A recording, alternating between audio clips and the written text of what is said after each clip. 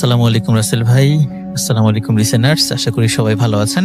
এই মুহূর্তে আমি যে এই স্টোরিটি আপনাদের সাথে শেয়ার করতে যাচ্ছি, উনি একজন রেমিটেন্স যোদ্ধা ভাই। ওনার নাম ইমরান হোসেন তুষার। ওনার জন্মস্থান গাজীপুরের কাপাসিয়াতে হলেও ওনার বেড়ে ওঠা স্কুল কলেজ এটা কিন্তু কিশোরগঞ্জ জেলার কটিয়াদীতে। উনি জানিয়েছেন উনি যে গ্রামে বড় হয়েছেন সেখানে বিদ্যুৎ এসেছে এখন থেকে ম্যাক্সিমাম 6 বছর হবে। এর আগে স্থানীয়রা জেনারেটরের মাধ্যমে বিভিন্নভাবে বিভিন্ন বাড়িতে বিদ্যুৎ সরবরাহ করতেন। আর তারও আগে তো অন্ধকারচ্ছন্নই ছিল, কুপিবাতি, হারিকেনের আলো এগুলোই ছিল আলোর উৎস, বিশেষ করে সন্ধ্যার পর। এই যে তুষার ভাই, উনি বেশ কয়েকটি ঘটনা পাঠিয়েছেন, আমি পর্যায়ক্রমে সেগুলো বলছি। প্রথমেই রহস্যময় কয়েকটি ঘটনা শেয়ার করছি। টুপিকে কেন্দ্র করে একটি ঘটনা রয়েছে। উনি একটি টুপি পরে রেগুলার বাড়ির কাছের যে মসজিদ সেখানে নামাজ পড়তে যেতেন। মসজিদে যাবার পথে কিন্তু মোটামুটি মাঝারি আকারের বাঁশঝাড় পড়ত। এক পাশে বাঁশঝাড়, অন্য পাশে মানুষের ঘরবাড়ি রয়েছে, পায়ে হাঁটা পথ। উনি যেই টুপিটা পরে নামাজ পড়তেন টুপিটা ছিঁড়ে গিয়েছিল, যার কারণে উনি সপ্তাহখানেক টুপি ছাড়াই নামাজ পড়ছিলেন। এর মধ্যে হয় কি, ওনার বাড়ির কাছের যে মসজিদ সেখানে তাবলিগ জামাতের কিছু লোকজন আসে। উনি মসজিদে যাওয়ার পর মাগরিবের নামাজের ঠিক পরপরই তাবলিগ জামাতের বয়ান শুনতেও বসেছেন। তো এর মধ্যে হয় কি, একজন ব্যক্তি উনি তাকে ডাক দিয়েছেন। ডাক দেওয়ার পর বলছেন যে, কি ব্যাপার, তোমার মাথায় টুপি নেই কেন? টুপি পরে নামাজ পড়লে দেখতে কত ভালো লাগে না? তখন তুষার ভাই বলেছিলেন, আমার তো একটা টুপি আছে কিন্তু টুপিটা ছিঁড়ে গিয়েছে, এখনো নতুন টুপি কিনিনি, তো এই জন্যই টুপি ছাড়াই নামাজ পড়ছি। তখন নাকি ওই লোকটি পকেটে হাত দিয়ে একটি কাপড়ের টুপি বের করেন। টুপিটা বের করে ওনাকে দিয়ে বলেন, নাও এই টুপিটা কাছে রাখো, এটা পরে নামাজ পড়বে। উনি সাথে সাথেই ওই টুপিটা মাথায় পরে নেন এবং ওনাকে ধন্যবাদ দিয়ে ওখান থেকে চলেও আসেন। এই ব্যক্তিকে উনি আগে কখনোই দেখেননি, যার কারণে এই ব্যক্তিকে উনি তাবলিগ জামাতের একজন সদস্য হিসাবেই মনে করেছিলেন। পরবর্তীতে তাবলিগ জামাতের সদস্যরা ওনারা যখন চলে যাচ্ছিলেন, 3 দিন করে তো এক জায়গায় থাকেন, তখন ওই ব্যক্তিকে একটু স্মরণ করার জন্য, কুশলাদি বিনিময় করার জন্য ওখানে গিয়েছিলেন তুষার ভাই। কিন্তু অদ্ভুত ব্যাপার হচ্ছে, ওই ব্যক্তিকে ওখানে দেখতে পাননি। তাবলিগ জামাতে যারা সাথী ভাইয়েরা ছিলেন তাদেরকে জিজ্ঞেস করলেন যে, এরকম এরকম চেহারার একজন লোক আমাকে তো একটা টুপি দিল, টুপিটাও দেখালেন, এই টুপিটা, তো উনি কোথায়? উপস্থিত সবাই বললেন, না তো এরকম কোনো ব্যক্তি আমাদের সাথে তো আসেনি, আপনি মনে হয় অন্য কোনো ব্যক্তিকে দেখেছেন। ওখানে তুষার ভাই আর কথা বাড়ার নাই, চলে আসলেন। উনি এখনো আসলে নিশ্চিত না যিনি তাকে টুপি দিয়েছিলেন তিনি কি মানুষ ছিলেন না অন্য কিছু। এই তো গেল একটা ঘটনা। এরপর আরেকদিনের ঘটনা, উনি এশার নামাজ পড়ে বাড়িতে যাচ্ছিলেন। ওই যে শুরুতেই বলেছি, বাড়িতে যাবার পথে আর এই মসজিদে আসার পথে বাঁশঝাড় রয়েছে। এশার নামাজ পড়ে যখন উনি বাড়িতে যাচ্ছিলেন, হঠাৎ করে উনি দেখতে পেলেন পথের উপর আড়াআড়িভাবে বেশ মোটা একটা সাপ শুয়ে আছে। সাপটা কিন্তু মৃত না, জীবিত, লেজ নাড়াচ্ছে। ওনার হাতে তো আলো ছিল, মানে টর্চ লাইট ছিল, উনি দেখতে পেলেন। ওনার ভেতরে কিন্তু এই শিক্ষাটা ছিল, রাতের বেলা কোনো প্রাণীকে আঘাত করা যাবে না। বিশেষ করে এই ধরনের সাপ যদি কখনো দেখা যায় তাহলে কিন্তু বলতে হবে যে, তুমি যদি জিন হয়ে থাকো চলে যাও, এরকম 3 বার বলতে হবে। উনি সেটাই করেছিলেন। উনি প্রথমে সালাম দিয়েছিলেন এবং বলেছিলেন যে, এটা তো আমার চলাচলের পথ, আমি তো এখন বাড়িতে যাব, তুমি যদি জিন হয়ে থাকো তাহলে আমার পথটা ছেড়ে দাও, তুমিও নিরাপদে থাকো, আমিও নিরাপদে থাকি। এর পরপরই নাকি ওই সাপটা নড়াচড়া করে ওঠে এবং খুবই সুন্দরভাবে সাপটা রাস্তা ছেড়ে দিয়ে পাশের ঝোপের মধ্যে চলে যায়। উনি তখন বুঝতে পারলেন যে এটা আসলেই কোনো সাপ ছিল না। এই তো গেল একটা ঘটনা। এরপরে আসি আরেকটা ঘটনায়। ওনাদের বাড়িতে যাবার সময়, অর্থাৎ ওই গ্রামের রাস্তার মাঝখানে একটা ছোট্ট ব্রিজ রয়েছে। ব্রিজের এখানে কিন্তু অনেকেই নাকি ভয় পেয়েছে।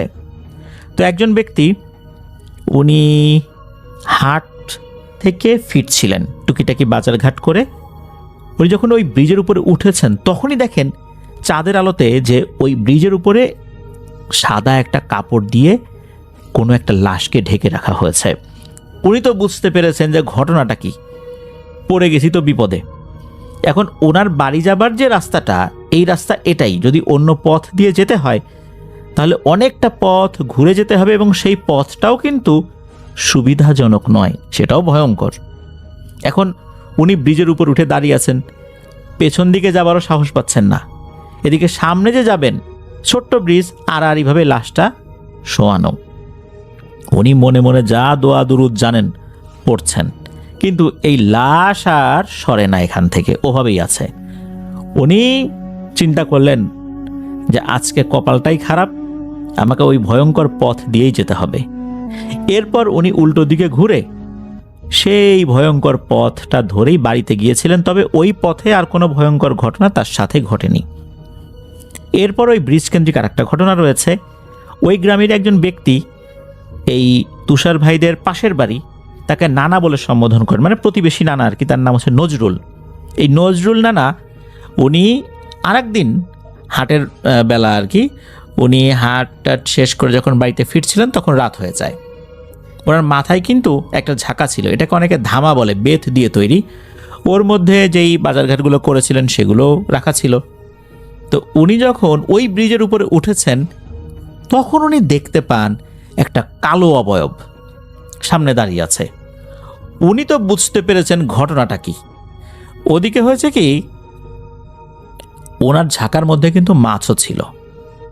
ওই অবয়বটা খুবই গম্ভীর কণ্ঠে বলছে, মাছটা এখানে রেখে দিয়ে চলে যা।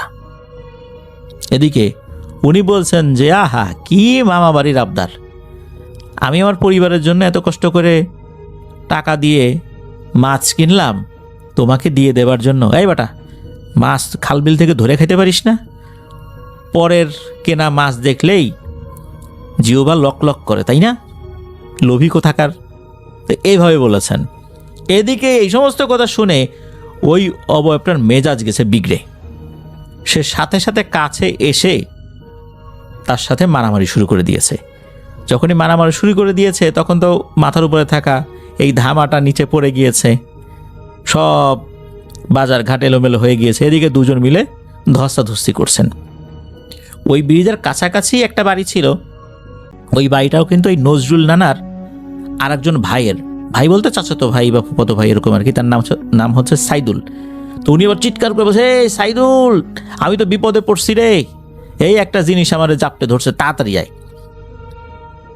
রাতের বেলা ডাকটা মোটামুটি অনেক দূরে গিয়েছে, এই সাইদুল ভাইও শুনতে পেয়েছেন। তখন উনি তাড়াতাড়ি যখন চলে আসা শুরু করছেন, উনি দূর থেকেই দেখছেন যে দুটো জিনিস ব্রিজের উপর ধস্তাধস্তি করতেছে। উনি আসতে আসতেই নাকি ওই জিনিসটা এই নজরুল নানাকে ছেড়ে দিয়ে চলে যায়। নজরুল নানার আর তেমন কোনো ক্ষয়ক্ষতি হয়নি আল্লাহর রহমতে। এরপরে যে বাজারঘাট যেগুলো ছিল এগুলো আবার ওই ঝাঁকা বা ধামার মধ্যে ভরে উনি বাড়িতে চলে আসছিলেন। তো এটা এ পর্যন্তই। এরপরে আসি আর একটা ঘটনায়। ওই গ্রামে একটা চোর ছিল, রইস চোরা। তো এই রইস চোরা এর ছিল হচ্ছে ছিচকে চোরও যেরকম, সিধেল চোরও সেরকম, মানে এই দুই বিদ্যাতেই সে পারদর্শী। ছোটোখাটো জিনিসপত্র চুরি করত, আবার পরের ঘরে সিধ কেটে মালামাল চুরিতেও সে ছিল সিদ্ধহস্ত। মানে এলাকায় চোর হিসাবে সে ব্যাপক কুখ্যাতি কামাই করেছে আর কি। তো এই রইস চোরা একদিন কি করেছে, রাতের বেলা এক বাড়িতে চুরি করার জন্য বেরিয়েছে। শরীরে পর্যাপ্ত পরিমাণে সরিষার তেল মেখে ছোট্ট একটা হাফ প্যান্ট পরে রওনা দিয়েছে চুরি করবার জন্য। কারণ এইভাবেই সে চুরি করে অভ্যস্ত। শরীরে পর্যাপ্ত পরিমাণে সরিষার তেল মাখলে শরীরটা পিচ্ছিল হয়ে যায়, চোরকে সহজে ধরাও যায় না। আর যদি চোরকে কেউ আঘাত করে, এই আঘাতটাও খুব ভালোভাবে লাগে না, হাত পিছড়ে যায়। এই জন্য শরীরে খুব ভালো করে সরিষার তেল দলাই মলাই করতে হয় আর কি। তো এই কাজ করে সে যাচ্ছে। চাঁদের আলোতে তার শরীরটা একদম চকচক করছে, যেহেতু পর্যাপ্ত পরিমাণে সরিষার তেল মেরেছে আর কি, এই জন্য সে যাচ্ছে। তো পথের এমন একটা জায়গায় চলে এসেছে, ওখানে কিন্তু কোনো লোকজন নাই, যেহেতু অনেক রাত তখন। হঠাৎ করে সে দেখে যে বেশ লম্বা চওড়া 10-12 জন লোক, এর মধ্যে 4 জন একটা খাটিয়া ধরে রেখেছে, রাস্তা দিয়ে আসছে। রইসচোর আবার পাশে দাঁড়িয়ে আছে। তো এরা আবার কি করেছে, এই রইসচোরার দিকে তাকায়ও নাই, এরা সোজা চলে যাচ্ছে তাকে পাশ কাটিয়ে। তখন রইসচোরা কি করেছে, ঘাটটা একটু ঘুরিয়ে বলতেছে, এই কারা তোরা, কোথায় যাস, কে মারা গেছে, এরকম তুই তুকারি করে বলছে। এদিকে এরা কিন্তু কোনো উত্তর দিচ্ছে না, সোজা হন হন করে চলেই যাচ্ছে। একটা পর্যায়ে রইসচোরা সে কি করছে, সে গালিগালাজ শুরু করেছে। যেহেতু তার কথার কোনো উত্তর দিচ্ছে না, তার আত্মসম্মানে লেগেছে, চোর হলেও আত্মসম্মান বোধ তার কিন্তু ছিল প্রবল। এরপর কি হলো, হঠাৎ করেই এই অবয়বগুলো মিলিয়ে গেল। এরপরও সে বেশ কয়েকবার গালিগালাজ করলো। সে আসলে তখনও বুঝতে পারে না এই ঘটনাটা কি। এরপর সে যখন ঘাড় ঘুরিয়ে সামনের দিকে তাকাবে, এবারে বাঁধল বিপত্তি। সে কোনোভাবেই তার ঘাড়টার ঘোরাতে পারছে না। ওই যে ঘাড় বাঁকা করে পেছন দিকে তাকিয়েছিল, ওইভাবেই ঘাড় রয়ে গেছে। কি এক বিপদ! যখনই ঘোরাতে যায় ঘাড়, তখনই ঘাড়ে ভয়ঙ্কর রকমের ব্যথা শুরু হয়ে যায়। কি করবে? ওই রাতের চুরি করার পরিকল্পনা বাদ দিয়ে সে বাড়িতে ফিরে গেল। সকালবেলা তার পরিচিত একজন মহিলা কবিরাজের কাছে যায়। এই কবিরাজ কিন্তু কোনো আল্লাহওয়ালা ব্যক্তি ছিলেন না, নামাজ কালাম পড়তেন না, মানে কালো জাদুই করতেন আর কি। তো মহিলা কবিরাজের কাছে যখন গিয়েছেন, মহিলা কবিরাজ সব কিছু শুনলেন। কিছুক্ষণ চুপটুপ করে থাকার পর উনি বলতেছেন যে যেগুলোর সাথে দেখা হয়েছিল তাদেরকে তো সালাম দাও নাই, সালাম দিলেই তো ঝামেলাটা শেষ হয়ে যাইতো। তুমি কি করছো, ঘাড় ঘুরিয়ে গালিগালাজ করতে গেছো, তাই না? ওগুলো তো মানুষ ছিল না। এখন তো বিপদ, তোমার ঘাড় সোজা করাই একটা বিশাল বড় মুসিবতের কারণ। এখন এটা কিভাবে করি? তো যাই হোক, প্রায় 3 মাস নাকি সময় লেগেছিল আস্তে আস্তে আস্তে আস্তে ওই ঘাড়টা সোজা করতে, মানে মাথাটা আবার স্বাভাবিক পর্যায়ে নিতে। তবে এই ঘটনার পর রইসচোরা আর কখনোই স্বাভাবিকভাবে কোনো চুরি কাজ তো দূরের কথা, ভালো কাজও আসলে করতে পারে নাই। মানে তার যেই ঘাড়ের সমস্যাটা, এইটা সারা জীবনই ছিল। এরপর একদম শেষ ঘটনায় চলে আসি, শিক্ষামূলক একটি ঘটনা। এই যে আমাদের তুষার ভাই, ইমরান হোসেন তুষার ভাই, উনি ওনাদের যেই হাট, বাড়ির কাছে যে হাট, এটা সোম এবং শুক্রবার বসে। তো এক শুক্রবার একটা চায়ের দোকানে উনি চা খেতে গিয়েছেন। বিভিন্ন কথা প্রসঙ্গে একজন মুরব্বী একটি কথার অবতারণা করেন। ওই মুরব্বীর নিজের চোখেই দেখা একটি ঘটনা। এক হাটবার নাকি এক পাগল এসে চিৎকার করে বলছে, এই হাটে মানুষজন খুবই কম, সব দেখি গরু, ছাগল, সাপ, ভেড়া এইগুলা। তো উনি বলতেছেন যে মানুষজন নাই, সব গরু, ছাগল, সাপ, ভেড়া। তখন বেশ কয়েকজন বলতে থাকে, এই বেটা, কোথায় গরু, ছাগল, সাপ, ভেড়া? সবাই তো মানুষজন ঘোরাফেরা করতেছি, দেখো না কত মানুষ। তখন ওই পাগল বলে, না না, মানুষজন খুবই অল্প, আমি তো এইগুলাই দেখি। তখন একজন লোক বলে, কি দেখো না দেখো, পাগল ছাগল মানুষ। তখন নাকি যেই ব্যক্তিটা এটা বলেছেন উনি দাঁড়িয়েছিলেন, আর ওই পাগলও দাঁড়িয়েছিল। পাগলটা কি করেছে, ওনার পেছনে আসে, পেছনে এসে মাথাটা একদম নিচু করে ওনার 2 পায়ের ফাঁকার ভেতরে মাথাটা ঢুকিয়ে দেয়। অনেক সময় আমরা বাচ্চাদেরকে এইভাবে কাঁধে নেই, 2 পায়ের ভেতরে মাথাটা ঢুকিয়ে দিয়ে ঘাড়ের উপর তুলে নেই, ওইভাবে সে কয়েক সেকেন্ডের মধ্যে তাকে ঘাড়ে তুলে ফেললো। তোলার পর বলছে, এই দেখ তো সামনে কি দেখিস? তখন ওই লোক বলে, আরে আসলেই তো তাই, মানুষজন কই, হাতে গোনা অল্প কয়েকটা মানুষজন হাঁটাচলা করতে দেখি, সবই তো গরু, ছাগল, আবার দেখি সাপও কিলবিল করছে, আবার দেখি ভেড়াও হেঁটে বেড়ায়। তখন উনি বলেন আর কি, যে আসলেই তুমি তো ঠিকই বলছো, আমি তো তুমি যেটা দেখেছো আমি সেটাই দেখছি। এরপর ওনাকে আবার কাঁধ থেকে নামিয়ে দেয়। এই ঘটনাটা উপস্থিত সবাই কিন্তু প্রত্যক্ষ করেছিলেন। যাকে কাঁধে নিয়েছিল তিনিও বিষয়টা বলেছিলেন। এখানে আসলে বিষয়টা কি? বিষয়টা হলো, এই যে মানুষকে এই সুরতে দেখা, এটা কিন্তু চর্মচক্ষু দিয়ে দেখা সম্ভব নয়, এটা আত্মার চোখ দিয়ে দেখা সম্ভব। মূলত যার যেটা স্বভাব, সেই স্বভাবের বেশেই মানুষ তাকে দেখে। হিংস্র প্রাণী রূপে দেখে, কুকুর রূপে দেখে, তার মানে হচ্ছে তার ভিতরে কুকুরের স্বভাব। কাউকে শূকরের আকৃতিতে দেখে, তার মানে তার ভিতরে শূকরের স্বভাব। কাউকে সাপের আকৃতি দেখে, তার মানে হচ্ছে সাপ যেভাবে বিষ ঢেলে দেয়, ছবল মারে, তার ভিতরে ওই স্বভাব রয়েছে। তাই এরকম বিভিন্নভাবেই কিন্তু দেখা যায়। এটা যে শুধু ওই বাজারে হয়েছে তা না, এটা কিন্তু অনেক জায়গাতেই ঘটেছে, এমনটাও কিন্তু আমরা শুনেছি। এই ঘটনার মধ্যে শিক্ষণীয় একটি বিষয় হচ্ছে, মানুষ তার রুহকে, অর্থাৎ আমাদের যেই রুহ, এই রুহটাকে যেভাবে প্রস্তুত করছি, এই ধরনের আধ্যাত্মিক চোখওয়ালা ব্যক্তিরা আমাদেরকে সেই আকৃতিতেই দেখে থাকেন। প্রিয় লিসেনার্স, আমাদেরকে যিনি ঘটনা পাঠিয়েছেন তুষার ভাই, উনি জানিয়েছেন উনি সৌদি আরবে আছেন 1 বছর হলো। উনি বলেছেন আলহামদুলিল্লাহ উনি ভালো থাকলেও উনি যেভাবে আছেন সৌদি আরবে, এটার আসলে কোনো ভবিষ্যৎ নেই।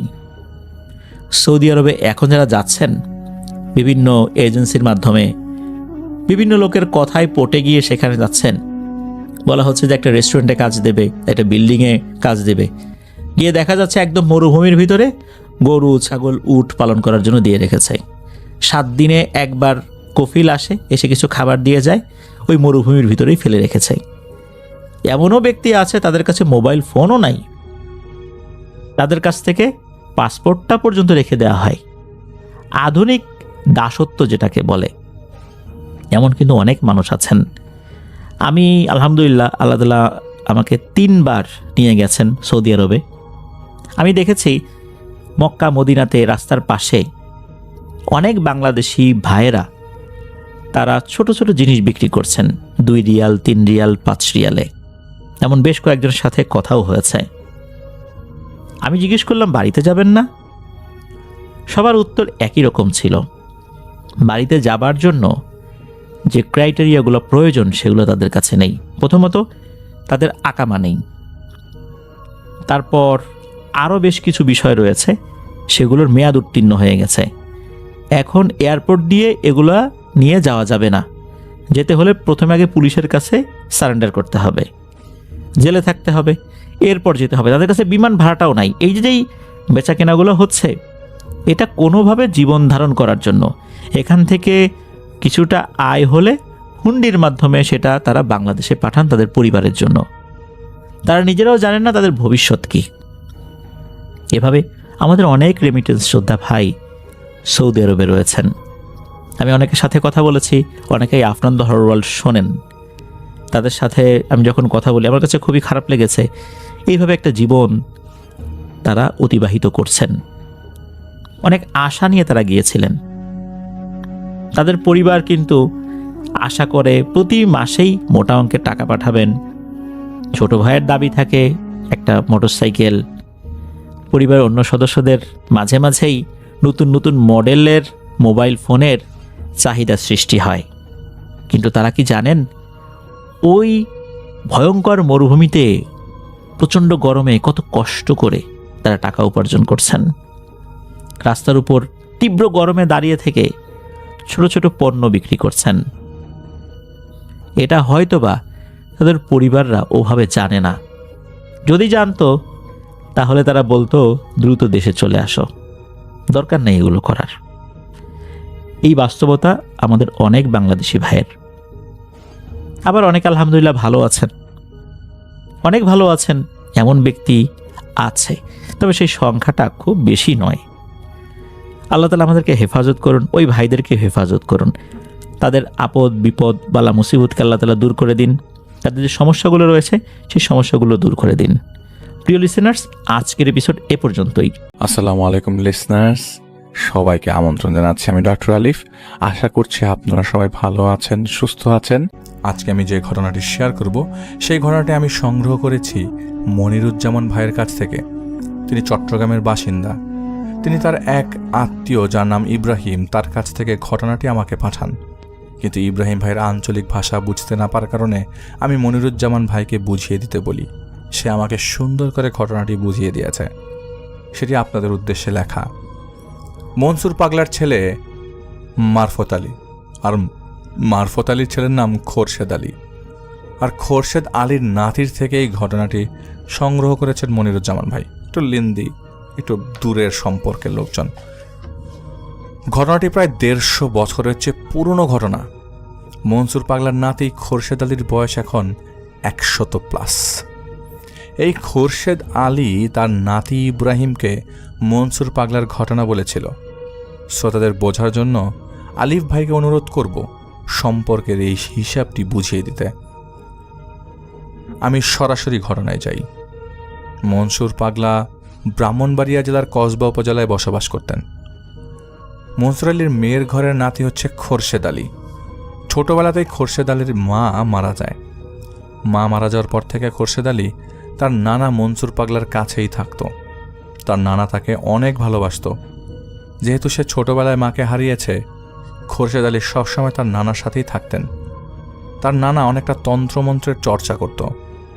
এক কথা তান্ত্রিক সাধকের মতো জীবনযাপন করতেন, যার কারণে মনসুর পাগলা সবসময় উলঙ্গ অবস্থায় থাকত।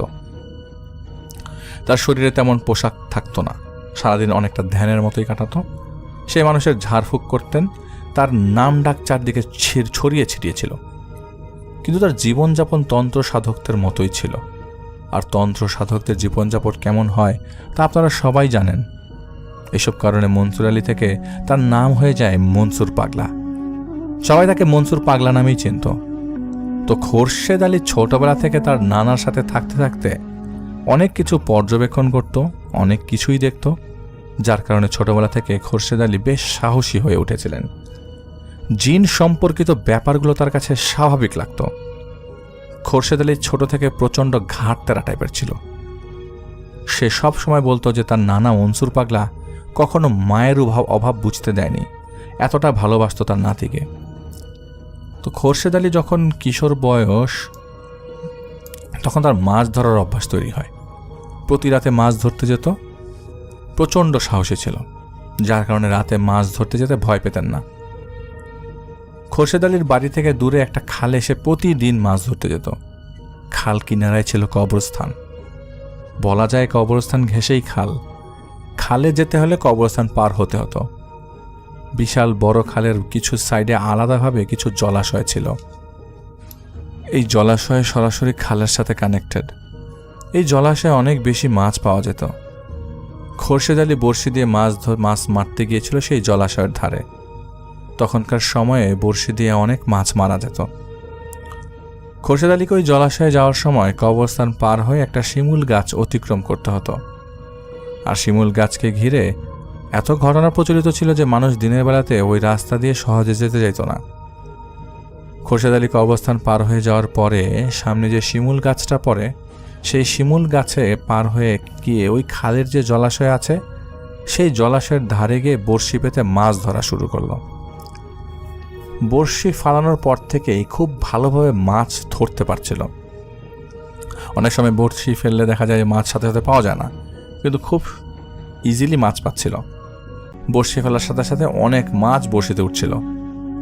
তো মাছ রাখার জন্য যে পাত্রটি আনা হয়েছিল সেটি প্রায় মাছে ভরে গেছে। কিন্তু তার কিছুক্ষণ পর সে খেয়াল করে তার পাত্রে মাছই নাই, অথচ কয়েক মিনিট আগে সে অনেক মাছ মেরে পাত্রটাতে রেখেছে। যেহেতু খোরশেদ আলী ছোট থেকে অনেক অভিজ্ঞতা নিয়ে বড় হয়েছে, তাই এই ঘটনা ঘটার পর বুঝতে পারলো যে এই জায়গায় কোনো জিনের অবস্থান আর জিনের অস্তিত্ব আছে, জিনের মুভমেন্ট আছে, যার কারণে সে এমন করছে। কারণ খোরশেদ আলী এসব ব্যাপারে ছোটবেলা থেকে অভ্যস্ত। তো আশেপাশে তাকাচ্ছিল সে। পিছে গাছের দিকে তাকানোর পর দেখলো একটা ছোট বাচ্চা গাছের সাথে পেঁচিয়ে ঝুলছে। সে যে আসলে ব্যাপারটা দেখে ভয় পেয়ে গেছে তা নয়, সে তাকে দেখছিল ব্যাপারটা কিরকমভাবে গড়াচ্ছে। সেই বাচ্চাকে উদ্দেশ্য করে বলল, এই দেখ, আমি তো তোর কোনো ক্ষতি করছি না, আর তুই আমার মাছ আর খাইস না, তুই তোর মতো চলে যা, আমাকে আমার মতো মাছ ধরতে দে। বাচ্চাটা বলল, তোর সাহস দেখে আমি অবাক হচ্ছি, তুই আমার জায়গায় এসে আমাকে সরে যেতে বলছিস, তুই এবার কিভাবে বাড়ি যাবে আমি তা দেখে নিব। কথাটা শুনে খোরশেদ আলীর মনে খটকা লাগলো। খোরশেদ আলী দেখলো ওই বাচ্চাটা বড় হতে হতে এক পা অন্য ডালে দিয়ে বসে আছে। খোরশেদ আলী বুঝতে পারছিল জিনটা যে কোনো সময় তার ক্ষতি করতে পারে। তাই খোরশেদ আলী সাইড দিয়ে আস্তে দৌড় দিয়ে চলে যেতে লাগলো। চিন্তা করছিল জলাশয়ের কাছেই তার ফুপ্পির বাড়ি। তো তাড়াতাড়ি যাওয়া যাবে, নিজের বাড়িতে যেতে একটু সময় বেশি লাগবে, তাই সে ফুফুর বাড়ির দিকে দৌড় দেয়। এক দৌড় দিয়ে ফুফুর বাড়ির উঠানে গিয়ে ফুফুকে ডাকতে থাকে, ও ফুফু, ফুফু দরজা খোলো, দরজা খোলো। কিন্তু তার ফুফু দরজা খুলছিল না, কারণ আগেকার সময় এভাবে নাম ধরে ডেকে ডেকে বাইরে নিয়ে আসতো, তারপর ডাকাতি করত। তাই তার ফুফু ভয়ে দরজা খোলেননি। এখন খোরশেদ আলী বুঝতে পারছিল বাড়ির উঠানে থাকা ঠিক হবে না, কারণ বাড়িটা ওই জলাশয়ের খুব কাছেই ছিল। আর তিনি এও জানতো খারাপ কোনো কিছু পিছু নিলে সহজে পিছু ছাড়ে না।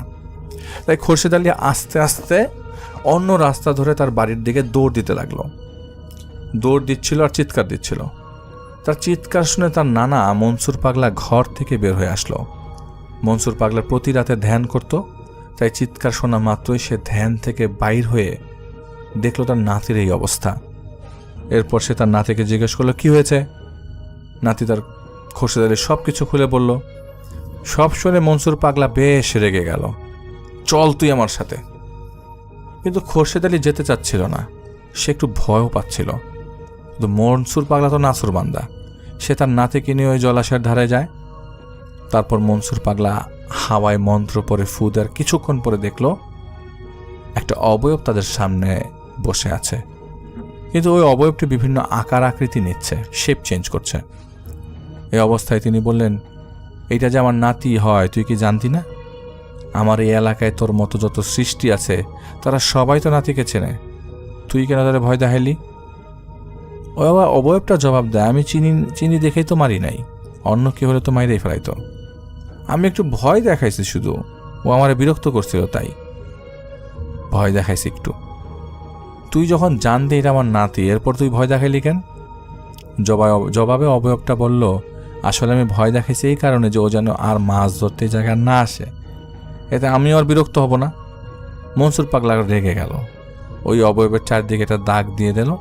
দাগ দেওয়ার পর কিছুক্ষণ পর মন্ত্র পরে দাগের ভেতর ফু দিল, সাথে সাথে চিৎকার শুরু। অবয়বটা চিৎকার করতে থাকে, এমনভাবে চিৎকার হচ্ছে মনে হচ্ছে যে অবয়বটা প্রচণ্ড ব্যথা ভাবছে। মনসুর পাগলা বলল, তুই আর কাউকে ভয় দেখাবি? অবয়বটা চিৎকার করতে করতে বলল, না না না দেখাবো না।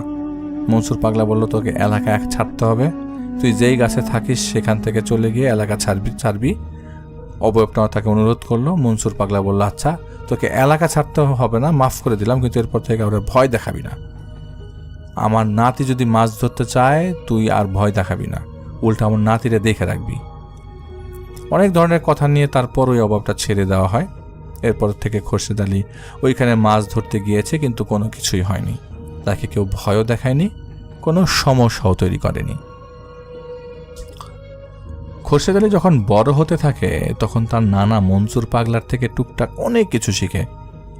খোরশেদ আলী চাচ্ছিল তার নানার শিষ্যত্ব গ্রহণ করতে, তাই সে তার নানাকে প্রায় সময় বলতো যেন তাকে শিষ্যত্বটা দিয়ে দেয়, কিন্তু নানা বলতো না, এটা সম্ভব না, এই রাস্তাটা অনেক ভয়ঙ্কর, অনেক কঠিন। তো এভাবে চলতে থাকলে মনসুর পাগলা যখন বেশ বৃদ্ধ হয়ে যায় তখন তার নাতি তাকে আবারও আবদার করে বসে, কিন্তু এবার মনসুর পাগলা না করতে পারে নাই। সে চাইছিল যে না, আসলে নিক আমার এই পাওয়ারটা ও যাক, অন্য নিক, আমার কাছ থেকে নিক, কারণ সে বুঝতে পারছিল তার সময়টা শেষ হয়ে আসছে। তার উচিত তার কোনো শিষ্য এখানে রেখে যাওয়া, কিন্তু সে তার নাতিকে সরাসরি বলে, দেখ এই রাস্তায় যাওয়ার ক্ষমতা অর্জন করা কিন্তু খুব কঠিন, আমি তো তাকে চাইলে হুট করে ক্ষমতা দিতে পারবো না, আর তুইও তা হুট করে নিতেও পারবি না, কিছু নিয়ম তোকে মেনে ক্ষমতা অর্জন করতে হবে। আমি চাই তুই যদি সেসব নিয়ম মানতে পারিস তাহলে তোকে আমি শিষ্যত্ব দিয়ে দেব। তখন খোরশেদ পাগলা রাজি হয়ে গেল। তো নির্দিষ্ট দিনে মনসুর পাগলা তার নাতিকে বলল, আজকে ভরা পূর্ণিমা হবে, আজকে রাতে তুই বিলের মাঝখানে ছোট ছোট যে চর জাগে, মানে মাটির যে উঁচু ঢিবি, সেখানে গিয়ে বস্ত্রবিহীন, শরীরের মধ্যে কোনো কাপড় থাকবে না, উলঙ্গ অবস্থায় সেখানে চাঁদের দিকে তাকিয়ে থাকবি, এক চোখ বন্ধ করে আরেক চোখ চাঁদের দিকে তাকিয়ে 7 পূর্ণিমায় এমন করবি। খোরশেদ বলল, আমি পারবো, তুমি একটু দূর থেকে আমার প্রতি খেয়াল রেখো।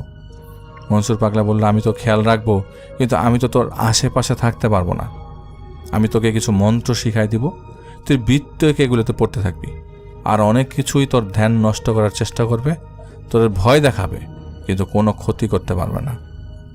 সব শুনে খোরশেদ আলী সেদিন রাতে ওইখানে যায়। চারিদিকে পানি, মাঝখানে জেগে ওটা ছোট্ট মাটির চর। সেখানে গিয়ে একটা বৃত্ত দাগ আঁকার পর সেখানে গিয়ে উলঙ্গ অবস্থায় দাঁড়িয়ে এক চোখ বন্ধ রেখে আরেক চোখ চাঁদের দিকে দিয়ে মন্ত্র পড়তে থাকে। এ অবস্থায় ওই বৃত্তের বাইরে তাকে আনার জন্য কত চেষ্টাই করছিল শয়তান।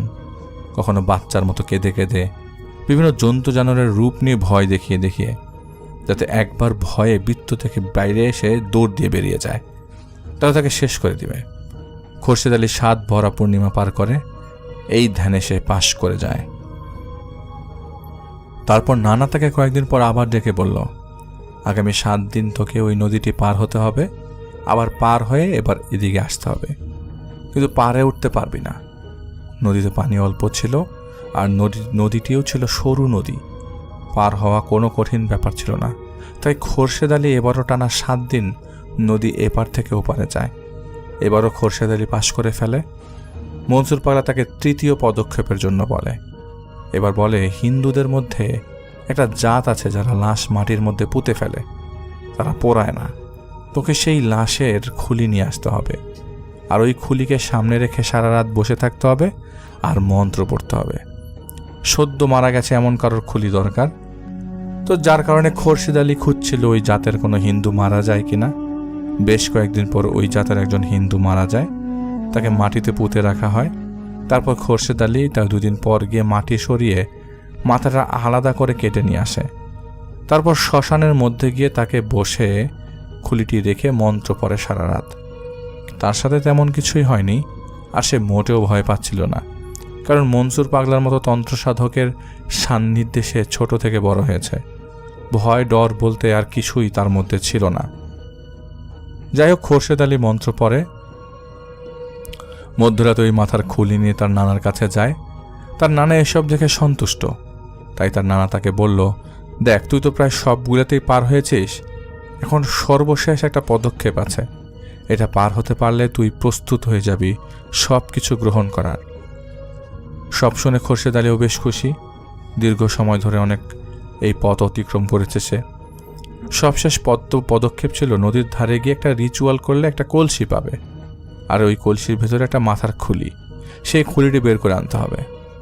খোরশেদ আলী রাতের বেলা যায়, গিয়ে দেখতে পারে নদীর কিনারা। সে তার রিচুয়াল শুরু করতে থাকে। করতে করতে সে দেখে তার সামনে একটা কলসি ভেসে উঠেছে। কলসিটি হুট করে তার সামনেও চলে এসছে। তারপর সে কলসির মধ্যে দিয়ে হাত ঢুকে মাথার খুলি যখন বের করতে যাবে, তখন বুঝতে পারল কলসির ভেতর দিয়ে হাত ধরে কেউ তার হাত টান দিচ্ছে। তার খোরশেদ আলী চোখ বন্ধ করে মন্ত্র পড়েই চলেছে, কিন্তু তার মনে হচ্ছিল তার সামনে বিশাল বড় হাতি তাকে পাড়া দিয়ে মেরে ফেলতে চাইছে। আসলে সে ভ্রম দেখছিল। কিন্তু খোরশেদ আলী ভুলে মন্ত্র না পড়ে চোখ খুলে ফেলে, আর ঠিক তখনই তার নানা দূর থেকে চিৎকার করতে করতে এসে বলে, হায়রে খোরশেদ, তুই তোর সাধনা শেষ করে দিলি? তোকে না বলেছিলাম চোখ না খুলতে, মন্ত্র পড়া না থামাতে, ভয় না পেতে? আগে বলেছি। খোরশেদ আলীর নানা প্রচণ্ড ভালোবাসত তাকে, তাই সে দূর থেকে তার নাতিকে দেখে রাখত। এইবারও সে দূর থেকে তার নাতিকে দেখছিল, তাই সে দূর থেকে দৌড়ে এসে তার নাতিকে বলল যে, তোকে বারবার বলা হয়েছিল মন্ত্র পড়া থামবি না, ভয় পাওয়া যাবে না, সব শেষ করে দিলি। তো এই পাঠটা অতিক্রম করতে পারলেই তোকে আমার শিষ্যত্ব দিতে পারতাম, কিন্তু তুই এতদিন এত কষ্ট করলি, আজকে সাধনার সব শেষ করে দিলি। খোরশেদ আলী তার নানাকে বলল, আমি হুট করে ভয় পেয়ে গেছিলাম নানা। তখন তার নানা বলল, তুই আর এসব করতে যাবি না, আর আজকে আমি ছিলাম দেখে তোর কোনো ক্ষতি কেউ করতে পারেনি, কিন্তু এ তোর পিছু ছাড়বে না। তারপর থেকে খোরশেদ আলী একা একা কোথাও যেতে পারতো না। মনসুর পাগলা তার জিনদেরকে খোরশেদ আলীর সাথে সাথে রেখে দিতেন, কেননা খোরশেদ আলীকে অনেক ক্ষতি করার চেষ্টা ততক্ষণে করে ফেলেছিল ওই জিনগুলো। মনসুর আলী জানতো যে আসলে এই জায়গা থেকে যে ফিরে আসে তাকে আসলে ওরা কোনোভাবে বাঁচতে দেয় না, যে কোনো উসিলায় মেরে ফেলে। মনসুর আলী অনেক বড় ধরনের তন্ত্রসাধক হওয়ার কারণে তার নাতিকে সে নানাভাবেই রক্ষা করার চেষ্টা করেছে। পরবর্তী বংশধরদেরও যেন কোনো ক্ষতি করতে না পারে এই ব্যবস্থাও তিনি করে গিয়েছিলেন। মনসুর পাগলা মৃত্যুর ঠিক আগ মুহূর্তে সে তার নাতিকে ডেকে ওসিয়ত করে গিয়েছিল। সে বলেছিল, আমি যখন মারা যাব তখন আমাকে কবর দিবি না। আমাকে কবর দিলে তোদের সবার ক্ষতি হবে। আমাকে তোরা বিলের মধ্যে ফেলে রেখে আসবি, আমার শরীর শকুনে খাবে, তাদের বাধা দিবি না। খোরশেদ আলী যেন জিজ্ঞাসা করলো, কারণ কিন্তু তার নানা কোনো কারণ বলে যায়নি। আসলে কতদিন আগের কথা, যখন মনসুর পাগলা মারা গেল তখন তার পরিবারের সবাই তার ওসিয়ত অনুযায়ী বিলের মধ্যে গিয়ে একটা সাইডে ফেলে রেখে এসেছিল। যখন ফেলে রেখে এসেছিল তখন সবাই দেখেছিল আকাশে অনেক শকুন। মনে হচ্ছিল তারা তার লাশেরই অপেক্ষা করছে। সবাই খেয়াল করছিল তার লাশ রেখে সামনে এগোতে দেখে মনসুর পাগলার লাশ খুবলে খুবলে খাচ্ছে। এই দৃশ্য দেখে তার নাতি খোরশেদ আলী সহ্য করতে পারেনি। শকুনদের তাড়াতে চেষ্টা করে, কিন্তু পরিবারের সবাই তাকে জোর করে বাড়িতে নিয়ে আসে। দৃশ্যটা কিরকম? একটা মানুষ কতটুকু পাপ কাজ করলে এই ধরনের ওসিয়ত করতে পারে? আল্লাহ আমাদের আসলে সঠিক রাস্তা দেখাবেন। খোরশেদ আলী এখনও জীবিত আছেন, তার বয়স 100 বছরেরও বেশি। সে এখনও নিজে চলাফেরা করতে পারে এবং তার গ্রামের সবচেয়ে প্রবীণ ব্যক্তি। খোরশেদ আলী তার নাতি ইব্রাহিমকে আর ইব্রাহিম ভাইয়ের কাছ থেকেই শেয়ার করেছিল তার এই এক আত্মীয় মনিরুজ্জামান ভাই। মনিরুজ্জামান ভাইকে অনেক অনেক ধন্যবাদ, যিনি আমাদেরকে সিয়াম ভাইয়ের মাধ্যমে ঘটনা পাঠিয়েছেন। এবং আপনাকে অনেক ধন্যবাদ যে আসলে সাহস করে 150 বছরের আগের ঘটনা আমরা আজকে শেয়ার করে ফেললাম। 150 বছর তো কম না, অনেক সময়। এবং এই 150 বছরে আমরা একটা ঘটনা শেয়ার করতে পারবো, এটাও তো আমি কখনো চিন্তা করিনি। এবং আমাদের শ্রোতা বন্ধুদের সবাইকে বলতে চাই যে আমাদেরকে যারা এখন শুনছেন, থেকে যারা দেখছেন, তাদের সবাইকে বলবো আমাদের চ্যানেলের লিঙ্কটি এখন সব জায়গায় ছড়িয়ে দিন, যাতে আমাদের ব্যাপারে সবাই জানতে পারেন। এবং আমাদের আজকের এপিসোডের লিঙ্কটি যদি আপনারা লাইক বাটনটি হিট করে রাখেন, তাহলে সবাই আমাদের চ্যানেলের ব্যাপারে সবাই জানতে পারবে, আপনারা স্ক্রিনে আসবে। এবং এই মুহূর্তে আমি আপনাদের আরেকটি ঘটনা বলবো, সেটা ছোট ঘটনা। আসলে এইটা কালেক্ট করেছি আমি এখানকার এক ভাইয়ের কাছ থেকে। তিনি বলেছেন যে তার বাসা এইখানকার যে জায়গায় তিনি নতুন বাড়ি কিনেছেন সেইখান থেকে তার বাসার ঠিক পেছনের যে ব্যারিকেড আছে তার পেছনেই হচ্ছে এখানে একটা সিমেট্রি আছে, কবরস্থান আছে। যেই কবরস্থানের কারণে তাদের বাসায় প্রায় সময় এরকম শিয়ালের আনাগোনাটা প্রায়ই বেড়ে যায়। তো তাদের নতুন বাসাটা ওঠার পর প্রায় বছর 5 পর তাদের প্রথমে এই জিনিসটা নজরে আসার কারণে তারা জিনিসটাকে প্রথমে একটু গুরুত্ব সহকারে দেখে, পরে আস্তে আস্তে জিনিসটা মিনিমাইজ হয়ে যায়। তারা প্রথমে দেখেন যে জায়গাটায় কবরস্থান আছে তাদের ওই ব্যারিকেড থেকে কবরস্থানের দূরত্ব হচ্ছে 5 ফিট। 5 ফিট পরেই সেই বিশাল বড় কবরস্থান। বিশাল বড় না, সেটাও একটা পাহাড়ি একটু ঢিবির মতো উঁচু, যেখানে কবর দেওয়া হয়েছে। সেখানে হাঁটার একটা ছোট ব্যবস্থা আছে, কিন্তু খুব বেশি বড় জায়গা ধরে না। সাথেই একটা চার্চ আছে। তো তাদের বাসাটা রেসিডেন্সিয়াল এরিয়ার মধ্যে পড়ে। তো এইটা তার ওয়াইফ যখন এটা আজকে থেকে অনেক দিন আগের কথা, 2003 সালের দিকে, তখন তারা নতুন এই বাসাটা এসছে কিনে। তো তার ওয়াইফ তখন তার দ্বিতীয় বেবি হবে, তখনকার সময় তার ওয়াইফ এটা খেয়াল করেছে যে প্রায় সময় নাকি তাদের বাসার পাশ দিয়ে এই শিয়ালগুলো মুভ করতো। প্রায় সময় একসাথে 5-6টা শিয়াল প্রায় সময়ে আসতো, মুভ করতো। তো শিয়ালের এই খচখচ সাউন্ডটা তাদের প্রায় মুখস্থ ছিল, প্রায় বোঝাই যেত যে এটা শিয়াল এসছে এবং শিয়ালের খচখচ সাউন্ডটা হচ্ছে। সেদিন প্রচণ্ড বৃষ্টি এবং জুম্মার পরের দিন, তো অথবা জুম্মার দিনে, সম্ভবত জুম্মার দিনই, তিনি ওই দিন তার কাজ ছিল না, যেহেতু তিনি ট্যাক্সি চালান এখানে।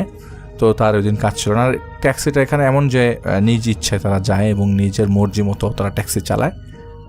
তো রাতের বেলা তিনি বাসায় ছিলেন, তার স্ত্রী রাতের বেলা ওয়াশরুম, এবং এখানের বাসাগুলোর মধ্যে দেখা যায় 2-3টা বেডরুম, একটা টয়লেট। তো টয়লেটটা দেখা যায় নিচে অথবা উপরে, তাদের টয়লেটটা ছিল নিচে। তো তিনি টয়লেট করে উপরে উঠছেন, তখন তিনি প্রেগনেন্ট ছিলেন। উপরে ওঠার সময় যখন তিনি খাটে শুতে যাবেন, তো জানালার ইয়েটা খোলা ছিল, মানে জানালার পর্দা সরানো ছিল। শীত, হিটার ছাড়া ছিল ভেতরে, কিন্তু তিনি জানালার পর্দা যেহেতু খোলা, মানে সরানো ছিল, তিনি শোয়ার সময় তিনি দেখতে পান যে কবরস্থান যে তাদের যে পেছনটা, তাদের বেডরুমটা ছিল তাদের পিছন বরাবর, তার পিছনে যে লনটা আছে, লনটা ক্রস করার পর ব্যারিকেড, সেই ব্যারিকেডের ওপারে দুজন লোক দাঁড়িয়ে আছে। রাত তখন 3টা বাজে। এত রাতের বেলা দুজন লম্বা লোক দাঁড়িয়ে আছে। তাদের এলাকায় যেসব নেইবার ছিল এত লম্বা মানুষ নাই যে অ্যাটলিস্ট 8-10 ফিট উঁচু লম্বা। দুটা মানুষ দাঁড়ানো, তাদের মাথায় হ্যাট পরা, ব্ল্যাক স্যুট, কারণ ওইখানে একটা ল্যাম্প পোস্ট আছে সেখানে পরিষ্কার দেখা যাচ্ছে। দুজনের ব্ল্যাক স্যুট, লম্বা ব্ল্যাক স্যুট, শীত পড়েছে প্রচণ্ড, এবং দুজনেই একটা কবরের পাশে দাঁড়িয়ে আছে। তো তিনি প্রথমে জিনিসটা মনে করেছেন একটা মানুষ, কিন্তু এখানে এত রাতে মানুষ আসবে কেন? আর সেদিন শনিবার ছিল, এখানে পার্টি টার্টি হয়, শনিবারে গেলে সবাই পাবে যায়, সোশ্যালাইজ করে মানুষজন এখানকার। কিন্তু ওই জায়গাটায় তো আসলে এরকম কোনো মুভমেন্ট থাকার কথা না রাত 3টার দিকে, বা ওই জায়গাটা এন্ট্রান্সও না। তো এই জায়গাটায় কেন আসবে রাত 3টার দিকে মানুষ? আর এটা তো বন্ধ থাকার কথা। তিনি ভ্রুক্ষেপ করেন, আসলে খেয়ালই করেন না আসলে জিনিসটা, মনে করেন যে হয়তো বা কোনো মানুষ এসছে। এবং ঠিক পরের দিনও তিনি একই জায়গায় একই সময় রাতের বেলা তিনি যখন বাথরুম থেকে সরাসরি বেডে যাবেন ঘুমাতে, তখন রাত 11টা 11:30 বাজে। তিনি দেখেন ঠিক একই জায়গায় সেই কবরস্থানটা, যেখানে টুমস্টোন বা কবরস্থানের উপরে যে পাথরটা থাকে সেটাও অনেক উঁচু দেখাচ্ছে সেই মুহূর্তে, এবং সেই মানুষটা সেই টুমস্টোনটা ধরে দাঁড়িয়ে আছে। দুজনের দিকে তাকিয়ে আছে, কেউ কারোর সাথে মনে হচ্ছে না কোনো কথা বলছে, এক্সপ্রেশন বোঝা যাচ্ছে না, কিন্তু দুইটা মানুষকে পরিষ্কার তিনি দেখতে পেয়েছেন। তো তার হাজব্যান্ড নিচে ছিল, কারণ তিনি মাত্রই ট্যাক্সি চালিয়ে বাসা গাড়ি পার্ক করলো। তো হাজব্যান্ড বাসায় ঢোকার পর তাকে বলছে যে দেখো, আমি বাসার নিচে আরেকজনকে দেখতে পাচ্ছি। সেদিন সাধারণ রবিবার ছিল, আর সেদিন ট্যাক্সি যারা একটু চালায় তারা একটু লেট নাইট করে চালিয়েছেন তিনি। তুলে যে আমি দুজন লোককে দেখতে পেরেছি গতকালকে, আজকে তারা ওই জায়গাটা এসছে। তুই তার হাজব্যান্ড আসার পর দেখে যে এখানে কেউ নাই। পরে তিনি যেহেতু প্রেগনেন্ট ছিলেন, পরে তিনি তার স্ত্রীকে তার বাবার বাড়ি পাঠিয়ে দেন। তার বাবার বাড়ি হচ্ছে লন্ডনে পরে তাকে দিয়ে আসেন, এবং বেবি হওয়ার আগ পর্যন্ত তিনি লন্ডনেই ছিলেন। তো তিনি যখন এই বাসায় থাকেন তিনি তখন কিছু খেয়াল করেন নাই। তো পরবর্তীতে তার এক বন্ধু, তিনি এক মসজিদের ইমাম, সেই বন্ধু বলতে যে পরিচিত এক ভাই মসজিদের ইমাম, তাকে নিয়ে আসা হয় পুরো বাসাটা বন্ধ করার জন্য। পরে তিনি বাসাটা বন্ধ করেন। এরপর থেকে আর কোনো সমস্যা হয় না। কিন্তু সিমিটারির পাশে বাসাটা যাদের আছে, যারা বিদেশে থাকেন, তারা একটু ভয় পান। এটা মোটামুটি আমাদের বাসার এখান থেকে একদমই কাছে একটা কবরস্থান আছে। আমার নিজেরও মাঝে মাঝে সেদিক দিয়ে গাড়ি চালানোর সময়, চালিয়ে যাওয়ার সময় বেশ ভয় লাগে। আসসালামু আলাইকুম, আপনাদের সবাইকে সাদর আমন্ত্রণ জানাচ্ছি। আমি আহমেদ বাবু। কেমন আছেন আপনারা? আশা করি সবাই ভালো আছেন। আমি আল্লাহর রহমতে ভালো আছি, আলহামদুলিল্লাহ। আমি এখন চলে যাই প্রথম ঘটনায়, যেটা আমাদের কাছে শেয়ার করছেন শান্ত, কুড়িগ্রাম থেকে। শান্ত তার বড় ভাই মন্টুর একটি ঘটনা শেয়ার করেছেন, এবং তিনি বলেছেন যে এই ঘটনাটা তার বড় ভাইয়ের সাথে ঘটেছিল 90 দশকে। এখন তার বড় ভাই অনেক সিনিয়র, এখন অনেক বয়স হয়েছে, তিনি এখন তার যে কর্মজীবনে আছেন। যাই হোক, তার সেই সময়কার সেই ঘটনা শান্ত শেয়ার করেছেন এবং রিকোয়েস্ট করেছেন আমি যেন আমার মতো করে ঘটনাটা আপনাদের কাছে প্রেজেন্ট করি। আমি চলে যাচ্ছি শান্তর সেই ঘটনায়। 90 দশকের কথা। শান্তর বড় ভাই মন্টু তখন কেবল এইচএসসি পরীক্ষা দিয়েছেন। যাই হোক, তিনি ঘোরাফেরা করছিলেন, তার মতো সময় কাটাচ্ছিলেন, বন্ধু বান্ধবের সাথে বেশ চুটিয়ে আড্ডা দিচ্ছিলেন। তো একসময় তাদের রেজাল্ট হয়। রেজাল্টের দিন খুব খারাপ একটা অবস্থা, কারণ তিনি তার পরীক্ষায় খুব খারাপ করেন। তো খারাপ রেজাল্ট করার কারণে যখন বাসায় এসে শান্তর বাবাকে জানান, তিনি প্রচণ্ড রাগ করেন। কারণ শান্তর বড় ভাই মন্টুর উপর তিনি এমনি রেগেছিলেন। মন্টু ওই সময় অনেকটা বেপরোয়া হয়ে উঠছিল, মানে আর কি ঘোরাঘুরি, আড্ডা, এবং বাবার কথা শুনতেন না। তারপর পড়াশোনা ঠিক মতো মন দিতেন না। তো এই কারণে এমনি রেগেছিলেন শান্তর আব্বা। তিনি অনেক সৎ কর্মঠ মানুষ ছিলেন, অনেক কষ্ট করে সংসার চালাতেন। তো ছেলের এরকম রেজাল্ট খারাপ তিনি মেনে নিতে পারলেন না। তিনি প্রচণ্ড রাগারাগি করলেন, শাস্তি দিলেন। মন্টুকে তিনি শাস্তি দিলেন, এবং শাস্তি দেওয়াতে মন্টু বেশ অভিমান করলো। সে বাসা থেকে বের হয়ে আসলো। তো বাসা থেকে যখন বের হয়ে আসছে, তখন মন্টুর বাবা বলতেছিল যে তুই আর কখনো ফেরত আসবি না, তুই আর কখনো আমার বাসায় আসবি না। তো মন্টুর এই কথাটা আরো খারাপ লাগছিল। তো সে বাসা থেকে হেঁটে বের হয়ে যায়। তো বের হয়ে কি করবে, কোনো কুল কিনারা নাই। তখন অলরেডি রাত হয়ে গেছে, প্রায় 4:30 মতো বাজে। তখন 4:30 মানে বেশ রাত। 90s গ্রামে এই টাইমটা অনেক রাত। তো যাই হোক, সে এদিক ওদিক চিন্তা করতেছে যে কি করবে, কারণ তার অন্যান্য ফ্রেন্ডদেরকেও তার বাবা অনেক রকমের কথা বলছিলেন এবং তাদের বাবার সাথেও মানে গার্ডিয়ানের সাথেও কথা বলছিলেন যে আপনার ছেলের সাথে মিশে এরকম হচ্ছে আমার ছেলে, মানে যেটা মানে শান্তর বাবা করছে আর কি। তো এটা করাতে মন্টুর যে বন্ধু বান্ধবের বাবা মা ছিল তারাও মোটামুটি মানে বেশ ফেড আপ, মন্টুকে দেখতে পারতো না এই কারণে। এখন তাদের বাসাও যাওয়া যাবে না বা তাদের আশেপাশেও যাওয়া যাবে না। তো মন্টু কি করবে চিন্তা করতেছে, সে মানে হেঁটে বের হয়ে আসছে বাসা থেকে, বের হয়ে এসে সে দূরে তাদের ওইখানে একটা বাগান আছে, আম বাগান, সেখানে বসে চিন্তা করতেছে সে কি করবে। তো রাত হয়ে গেছে, এই আম বাগানও বেশ অন্ধকার, অনেক আমের গাছ ওইখানে, এবং মানে বেশ কঠিন অবস্থা, জোনাকি পোকা খেলা করতেছে ভিতরে, মানে অন্যরকম।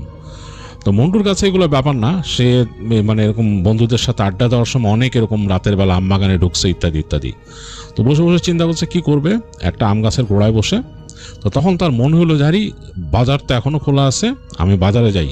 তো বাজারে তার ফ্রেন্ডের আনোয়ারের দোকান আছে এবং সে জানে যে আনোয়ার এখন বসতেছে, মানে আনোয়ারের বাবা চলে গেছে দোকান থেকে, ক্লোজিং আনোয়ার করো এখানে। তো চিন্তা করলো আনোয়ারের কাছে যাই, আনোয়ারে দেখি কিছু বললে কি হয়, আনোয়ার কিছু হেল্প করতে পারে কিনা, যেহেতু আনোয়ার একা আছে ওইখানে। তো মন্টু তখন ওখান থেকে তাড়াতাড়ি রওনা দেয়, রওনা দিয়ে বাজারে চলে যায়। তো বাজারে যখন আসছে তখন অলরেডি মানে মেঘ গুড়গুড় করতেছে, মানে আকাশ পুরো ভারী হয়ে গেছে, বৃষ্টি হবে, বাতাস একদম ভারী, অন্যরকম অবস্থা, এবং বাজার ক্লোজড, বাজারের দোকানপাট সব বন্ধ হয়ে যাচ্ছে। সামনের যে দোকান ছিল সেগুলো উঠে গেছে, মানুষজন চলে গেছে, ওগুলো ওই বাজার প্যাক করে ঢেকে রাখে যাতে বৃষ্টি আসলে ভিজে না যায় মানুষজন। তো মন্টু আস্তে আস্তে ঢুকে গেল বাজারে এরকম গলি দিয়ে। তো হাঁটতে হাঁটতে হাঁটতে দেখলো যে না, তখনও আনোয়ার দোকান বন্ধ করেনি, একটা ঝাঁপ নামানো। তো সে খুব দ্রুত চলে আসলো আনোয়ারের কাছে। তো আনোয়ার তো তাকে দেখে অবাক, বলে কি রে তুই এরকম রাত্রেবেলা করতে আসলো, তোর আব্বা বেরিয়ে দিছে? তো বলে যে হ্যাঁ বেরিয়েছি এখন, কারণ আমি বাসার থেকে বাইর করে দিছি আমারে। তো এটা শোনার পর তো আনোয়ার একটু মন খারাপ করলো, বন্ধু তো বলে যে কি অবস্থা কি। তো এই কথা বলতেছে তখন তারা, এর মধ্যে বৃষ্টি নামলো। তো যাই হোক, আনোয়ার দোকানের ওই একটা ঝাঁপ খোলা রেখেই তার সাথে কথা বলতেছে মন্টুর সাথে, মানে কিভাবে কি করবে। তো আনোয়ার বলল, দোস্ত আমি তো তোরে তেমন কিছু হেল্প করতে পারবো না, আমি তোরে কই নিবো, বাসায় নিলে তো আমার আব্বা খেয়া ফেলাইবো, কারণ তোর আব্বা আমার আব্বারে অনেক কথা বলছে যে আমি নাকি তোরে নষ্ট করছি, আমি তোর এদিক ওদিক নিয়ে গেছি। শুধু আমার বাপেরই না, মনে কর শফিক সবুজ সবার আব্বারে এরকম কথা বলছে তোর আব্বা। এখন তোরে কিন্তু বাসায় নেওয়া যাবো না দোস্ত, এটা একটা সমস্যা, কারণ আমি বাসায় নিলে আমার আব্বা খেয়া ফেলাইবো। তো তখন মন্টু বলল যে হ্যাঁ আমি বুঝতে পারছি, এটা আসলে আব্বারে কি বলবো, আব্বাও আসলে অন্যরকম, আমি অনেকবার বুঝাইছি যে মানে দুষ্টমি যা করার আমি করি, আমারে কেউ করায় না, বা আমি কারো দ্বারা খারাপ হই না, এটা বলছি আব্বারে, আব্বা কথা শুনে নাই, এখন কি করবো ক।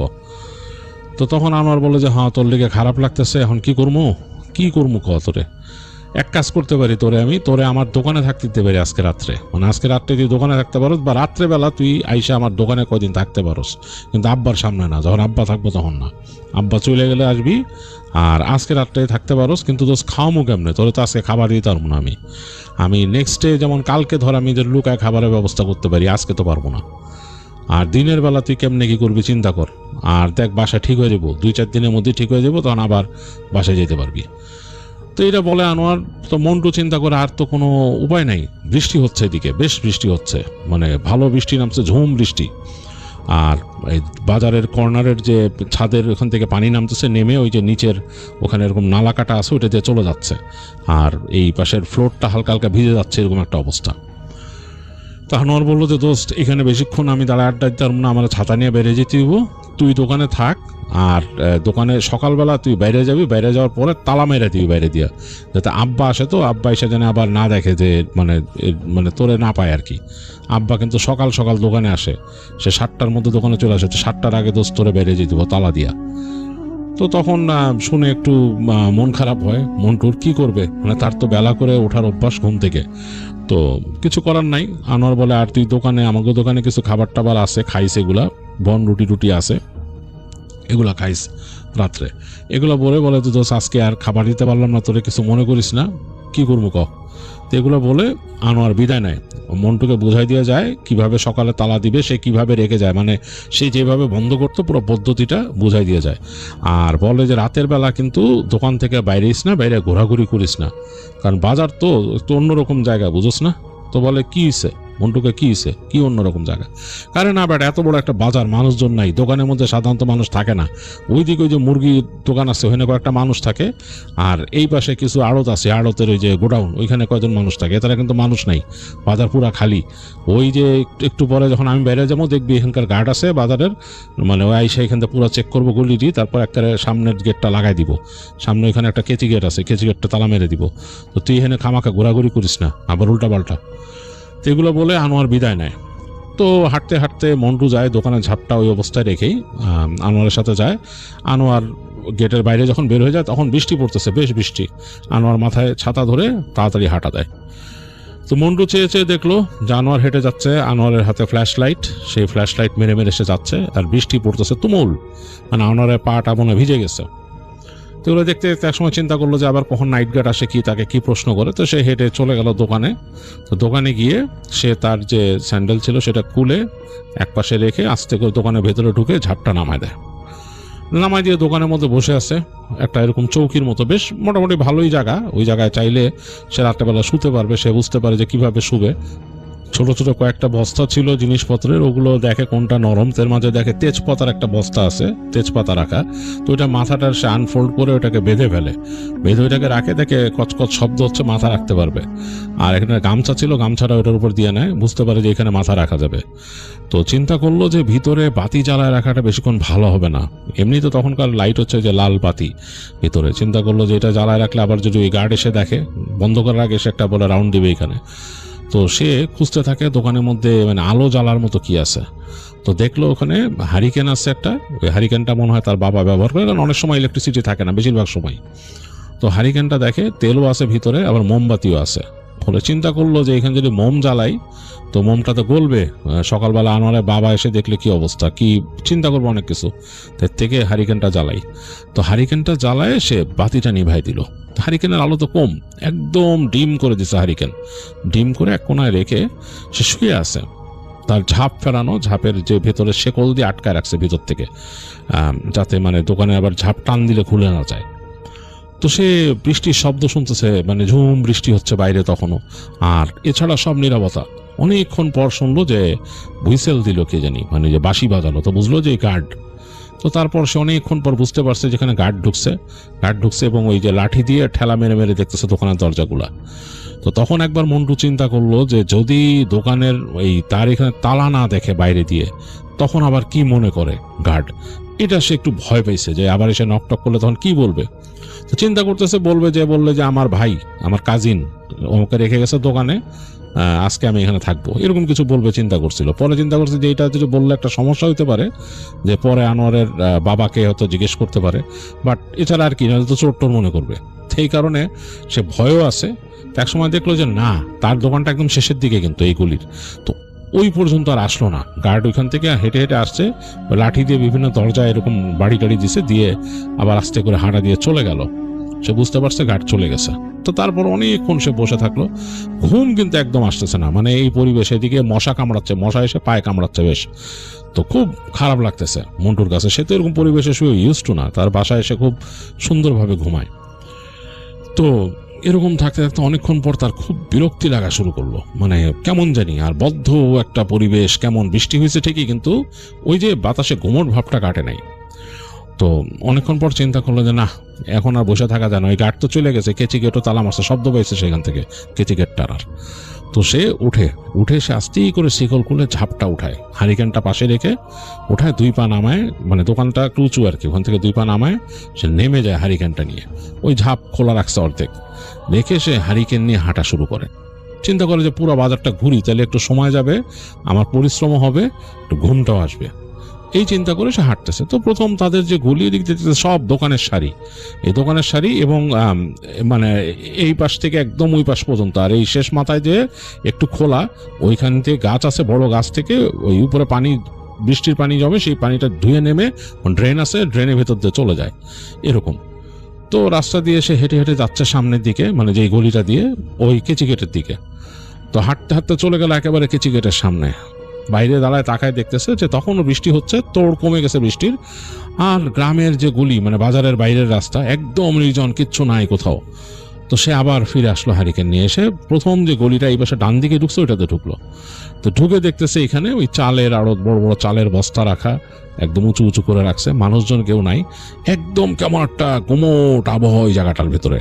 আর সোজা দেখা যাচ্ছে মানে একদম বড় একটা স্পেস, তো ওই দিক থেকে দেখা যাচ্ছে ওই পাশ পর্যন্ত খালি। তো চিন্তা করলো যে না, এদিকে না, বাম দিকে যাই, যে একটু হাঁটি। তো ঘুরে ওই রাস্তা পার হয়ে ওই পাশের রাস্তা ঢুকলো আর কি, মানে উল্টা দিকের যেটা ইটা। তো সেখান থেকে ঢুকে সে দেখতেছে এখানে বিভিন্ন সবজি টবজি এগুলো ঢেকে রাখছে, এবং এখানকার গন্ধটা জানি কেমন, মানে সবজির ঘ্রাণও আছে আবার অন্যরকম, কেমন জানি একটা কাঁচা কাঁচা পচা পচা গন্ধ। তো এই জায়গাটা জানি কেমন লাগতেছে তার কাছে, বৃষ্টির শব্দ তো আসতেছে ওদিক থেকে। তা হাঁটতে হাঁটতে ডান দিকের অংশটা পার হয়ে আসলো, বাঁ দিকে যখন যাচ্ছে তখন সে বুঝতে পারছে যে এই জায়গায় মাংসের কয়েকটা দোকান, কেমন একটা মানে গন্ধ হয়ে রয়েছে ওই জায়গাটার মধ্যে, মানে 2-3টা মাংসের দোকান। তো ওগুলো পার হয়ে গেল। গ্রামে আসলে সাধারণত মাংস ওরকম বিক্রি হয় না।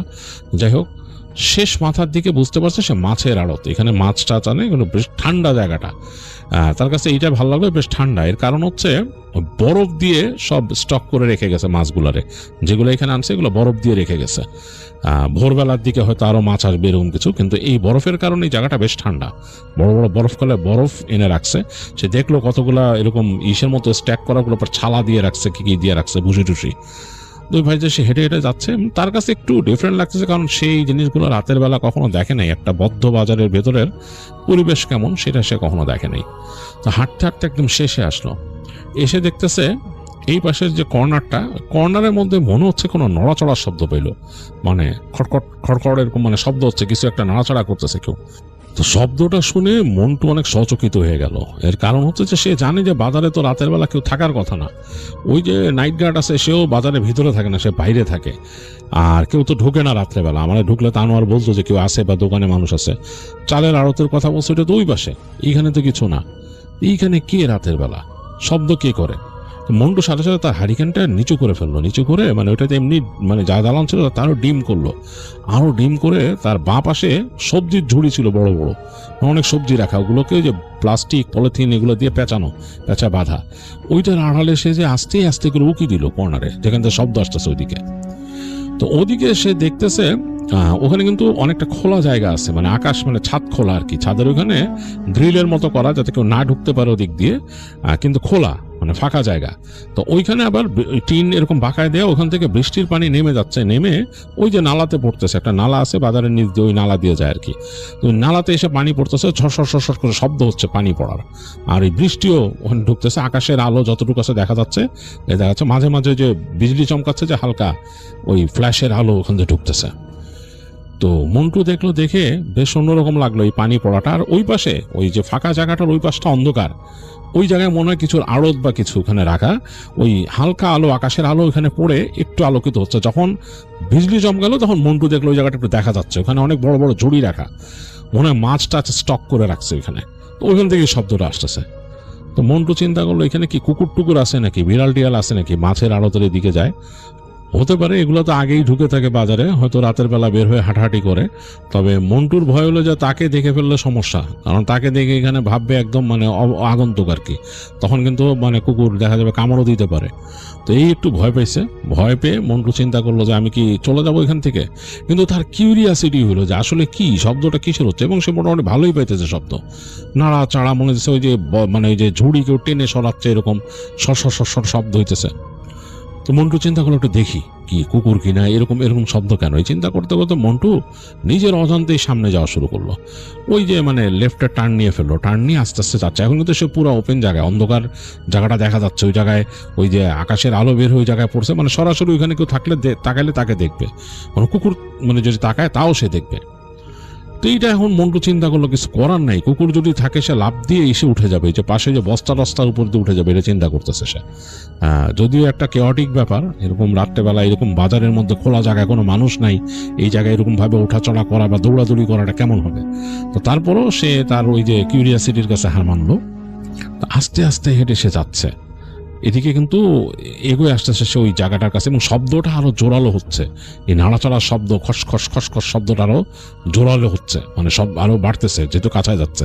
বৃষ্টির শব্দ আছে, এবং ওই যে পানি পড়তেছে এটা আছে, পানি মানে পানি পড়ার যে একঘেয়ে একটা শব্দ, ছ্যাচ্ছা তার ওই পাশ থেকে। তো মনটা একদম কাছায় আসলো, তো ওইখানে এসে তাকায় দেখতেছে শব্দটা কেমন জানি, মানে মানে কেমন একটা শব্দ, উদ্ভট।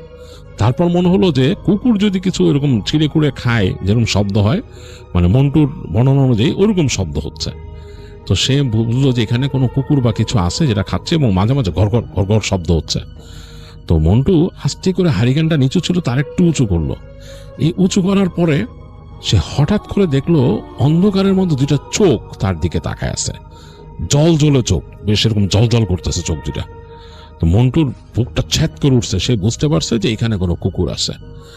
বেশ ভয় পেয়েছে, সে বুঝতে পারছে এখানে কুকুর আছে, এবং সে যা ধারণা করছিল তাই, বাজারে কুকুর, এখানে এসে হয়তো ময়লা টেলা খাচ্ছে, কিছু একটা আছে এখানে। তো সে কুকুরটাকে দেখে মানে পিছনে না যে সে হারিকেনটারও সামনের দিকে ধরলো, হারিকেন দেখে যদি একটু ভয় পায় কুকুর, আলো তো। তো সে আস্তে করে হ্যারিকেনটা বাড়ায় ধরলো, হ্যারিকেনটা আস্তে করে বাড়ায়ও দিছে হাত দিয়ে। হ্যারিকেনের আলো যখন একটু বাড়ছে, সে দেখলো ওই চোখ যার আর কি, মানে চোখের মালিক আস্তে করে সামনের দিকে আসছে একটু। অটোমেটিকলি সে দেখলো অন্ধকারের ভেতর থেকে একটা মুখ বেরোলো। মোটে এটা কুকুরের মুখ না, মুখটা হচ্ছে কালচে ফ্যাকাশে টাইপের একটা চেহারা, মাথায় চুল নাই, মানে পুরো মাথাটা মানে বোল্ড, মানে চুল একটাও চুল নাই, পুরা মাথার যে ইটা সারফেসটা, মানে মাথার যে স্কিন সেটা ওরকম কালচে ফ্যাকাশে টাইপের স্কিন। তার নিচে যে আইব্রোগুলো বড় বড়, চোখ দুটা জল জল করতেছে, এবং মুখের মানে যে ইটা মানে নিচের অংশটা ওটা বেশ ভয়ঙ্কর। মুখটা এরকম করে যে হাঁ করছে তাকে দেখে, মুখের ভিতরে সারি সারি ধারালো দাঁত, এবং সেখানে মনে হচ্ছে মাসের অবশিষ্ট জিনিসপত্র লেগে আছে, বেশ ডার্টি, এবং একটা বোটকা গন্ধ ওদিক থেকে ছুটে আসছে। তো মন্টু দেখছে শুধু ওই জিনিসটা অন্ধকার থেকে বেরিয়েছে, যতটুকু আলো পড়ছে রাতের আলো ওই যে ফাঁকা দিয়ে এসে, অতটুকু তার ঘাড়ের নিচ পর্যন্ত দেখা গেছে, আর হারিকেনের আলো একটু যে পড়ছে ওইখানে। তো ওইটা যে ওরকম তাকাইছে ওইখানে, সে মানে ভেতর থেকে একটা ঘর ঘর শব্দ করতেছে, কোন রকম ডাকে নাই বা কিছু নাই। তো মন্টু প্রচন্ড ভয় পেয়েছে, সে চিন্তা করলো যে আমি কি করব, মানে তার মাথা কাজ করতেছে না। সে হঠাৎ করে ঘুরে দাঁড়ায় দৌড় দিল, একটা দৌড়াচ্ছে, হারিকেন এইভাবে করতেছে, মানে তার আলোটা এরকম নাচানাচি করতেছে। আর এই পাশে তো সে কিছু দেখতে পাচ্ছে না হারিকেন আলো ছাড়া, ওইখানে একটু আলো ছিল আকাশের, কিন্তু কিচ্ছু নাই। অন্ধকারের মধ্যে সে আন্দাজে শুধু হারিকেনের আলো এদিকে নাচানাচি করতেছে, এর মধ্যে যতটুক বুঝতে পারতেছে দৌড়ায় যাচ্ছে। আর তার কাছে হঠাৎ মনে হলো যে তার পেছনে কিছু একটা আসতেছে দৌড়ায়, জাস্ট কুকুর বা কিছু যে দৌড়ায় আসে সেরকম। তো তার গতি দ্বিগুণ হয়ে গেল, প্রচন্ড স্পিডে দৌড় দিল মন্টু, এবং তার হারিকেনটা এরকম বাড়ি খেতে খেতে নিভে গেল। হারিকেনের মানে আলো এরকম বাড়ির চোটে নিভে গেছে, সে কেরোসিনের গন্ধ পাচ্ছে, মনে হয় কেরোসিন ছলকায় বেরিয়েছে ভিতর থেকে। তো যাই হোক, তারপরে সে হারিকেনটা হাত থেকে ছাড়ে নাই, কারণ এটা যেহেতু আনোয়ারদের জিনিস, সে বন্ধুকে নিয়েও চিন্তিত যে আনোয়ারের কিছু মানে এরকম হলে তার বাবা তো তাকে মানে খুবই নিশ্চয়ই সমস্যা করবে। তো দৌড়াইতে সে বের হয়ে আসছে এই গলি থেকে, ওই যে তার বন্ধুর দোকানের যে গলি, ওই গলিতে চলে আসছে। ওই গলিটা কোয়াইট, দুই পাশে দোকান। সে ডান দিকে তাকানো, শেষ মাথায় অন্ধকার, কিন্তু পুরো গলিতে অন্ধকার, কোনো আলো নাই। এই পাশে কেচি গেট থেকে একটু আলো আসতেছে, আর ওই শেষ মাথায় ওই জায়গায় কিন্তু আরেকটু খোলা আছে, ওই যে গাছ বেয়ে পানি নামে, ওই গাছের জন্যই খোলা রাখছে অতটুকু জায়গা। তো সে অতটুকু দেখে ওই জায়গায় দৌড় দিল। সে বুঝলো যে তার দোকানের ঝাপতে ওদিকে, যেটা দৌড়াচ্ছে, পিছনে এখন আর শব্দ নাই। সে একসময় দোকানের সামনে এসে ঝাপটা তাড়াতাড়ি মানে উঠাইলো কোনো মতে, উঠায় সে একদম লাফ দিয়ে ভিতরে ঢুকলো। স্যান্ডেল আর মানে খোলার মানে করতে পারে নাই, মানে ওই উঠায় হাত দিয়ে নিয়ে রাখতে পারে নাই, স্যান্ডেল নিচে রেখেই লাফ দিয়ে দোকান উঠে ঝাপটা নামাই দিছে। ঝাপটা নামাই দিয়ে সে ভেতরে বসে বসে হাঁপাচ্ছে আর চিন্তা করতেছে যে তার পিছনে আসতেছে নাকি ওইটা। অন্ধকার, দোকানের মধ্যে তো মানে কোনো আলো নাই। হারিকেনটাকে একপাশে রেখে মন্টু তাকায় আছে দোকানের ঝাপের দিকে। মানে অন্ধকারে তো কিছু দেখা যায় না, ঝাপের নিচে যে একটু ফাঁকা জায়গা, মানে ওই হালকা চিলতে রাতের আলো যে আসতেছে সেটার দিকে, মানে ওই জায়গাটা একটুখানি দেখা যায়, মনে হয় যে রাতের আলোর জন্য ওই জায়গাটা মনে হচ্ছে অন্ধকারের থেকে বেশি আলোকিত। তো সে চুপচাপ তাকায় আছে, তখনও কিন্তু সে ভয়ে মানে স্থির হইতে পারে নাই ঠিক মতো। এদিকে কেরোসিনের প্রকট গন্ধ আসতেছে, হারিকেন থেকে ছলকায় কেরোসিন পড়ছে। তো মন্টু আস্তে আস্তে সাহস করে শেকলটা ধরে ওইটা যে ওই ইসের মধ্যে লাগাই দিল, মানে যে তার যে আরেকটা ঘাট এরকম উঁচাছে ঘাটে, যাতে ভেতর থেকে সে লাগাই দিছে, বাইরে দিয়ে যাতে কেউ টেনে খুলতে না পারে, মানে সেটা আন্দাজের মধ্যে শেকল ধরে পড়ছে। সে হারিকেন জ্বালাইতে এখনো সাহস পাচ্ছে না। এই সময় তার কাছে মনে হলো তার ঝাপের ওই পাশে কে জানি আসতেছে, কেমন যেন একটা শব্দ পেল, মানে চললে যেরকম হয়, কুকুর আসলে কিন্তু শব্দ পাওয়া যায় না, কারণ কুকুর বা এই ধরনের প্রাণীর পায়ের নিচে একটা প্যাডের মতো থাকে, মানে তাদের যে প থাকে, তো সেই জন্য শব্দ পাওয়া যায় না। কিন্তু এখানে মনে হচ্ছে শব্দ হচ্ছে, মানে থপ থপ করে শব্দ হচ্ছে, আর ছেঁচড়ায়, মানে দুই হাত এরকম ফেললে, মানে কেউ যদি ছেঁচড়ায় আসে আর কি, দুই হাত দিয়ে এরকম করে দুই পা ছেঁচড়া ছেঁচড়া আসে, যেরকম শব্দ হবে জাস্ট লাইক সেরকম শব্দ হচ্ছে অন্ধকারের মধ্যে। আর বৃষ্টির শব্দ কমে গেছে, শব্দ পাচ্ছে এরকম আসতেছে। তারপর সে দেখলো তার দোকানের নিচে ওই যে সামনে যে ফাঁকা জায়গাটা, ঝাঁপের নিচে যেখান দিয়ে হালকা আলো আসতেছে, মনে হচ্ছে ওইটার কাছে কেউ নড়ছে বা এখানে কেউ আসছে, মানে ওই ফাঁকা জায়গাটা হঠাৎ করে বন্ধ হয়ে গেল, মানে কেউ একজন আসছে। প্রচন্ড ভয় পেয়েছে মন্টু আসলে মানে দম নিতে পারতেছে না। সে আস্তে করে একেবারে দেয়ালের সাথে মিশে গেল, পিছনে যে তার যে মানে দেয়ালের সাথে মিশে গেছে। আর সে বুঝতে পারতেছে কেউ একজন ওখানে মানে আছে, ওই ঠিক ওই ফাঁকাটার ওইখানে। সে ওই পাশ থেকে মনে হলো শব্দ পেল, একটা কেমন জানি ঘর ঘর শব্দ আর শ্বাস নেওয়ার মতো শব্দ। তো মন্টুর কিন্তু মানে একেবারে প্রাণ ওষ্ঠাগত অবস্থা খারাপ, তার সে ওখানে ফেইন্ট হয়ে যাবে এরকম একটা অবস্থা। তো সে মনে মনে দোয়া পড়তেছে, তখন যা পারতো মানে ছোটবেলা যা শিখছে দোয়া দরুদ পড়তেছে, চিন্তা করতেছে আল্লাহ মানে বাঁচাও, আমি আর কখনো এই যে মানে উল্টাপাল্টা করবো না, আমি যে বাসায় যদি যাইতে পারি একদম এমনভাবে পড়াশোনা করব, এমনভাবে জীবন কাটাবো যাতে আমার আব্বা আমার এই না করে, আমার এখান থেকে বাঁচাও, এই দোয়া করতেছে। আর অন্ধকারটা মনে হচ্ছে জেগে বসতেছে, আর ওই ফাঁকার দিকে ওর তার চোখ যে ওই ছোট জায়গাটার দিকে, ওই জায়গা থেকে আলো মানে সরে যায় কিনা অন্ধকার যেটা আসছে। এখন সে ফিল করলো যে কেউ মনে হচ্ছে টেনে খোলার চেষ্টা করতেছে ঝাপটা, এই মানে কেমন একটা শব্দ হচ্ছে, একটা মানে মটমট মটমট পেট পেট করে শব্দ হচ্ছে, মানে শেকল দিয়ে আটকানো ওই জায়গায়।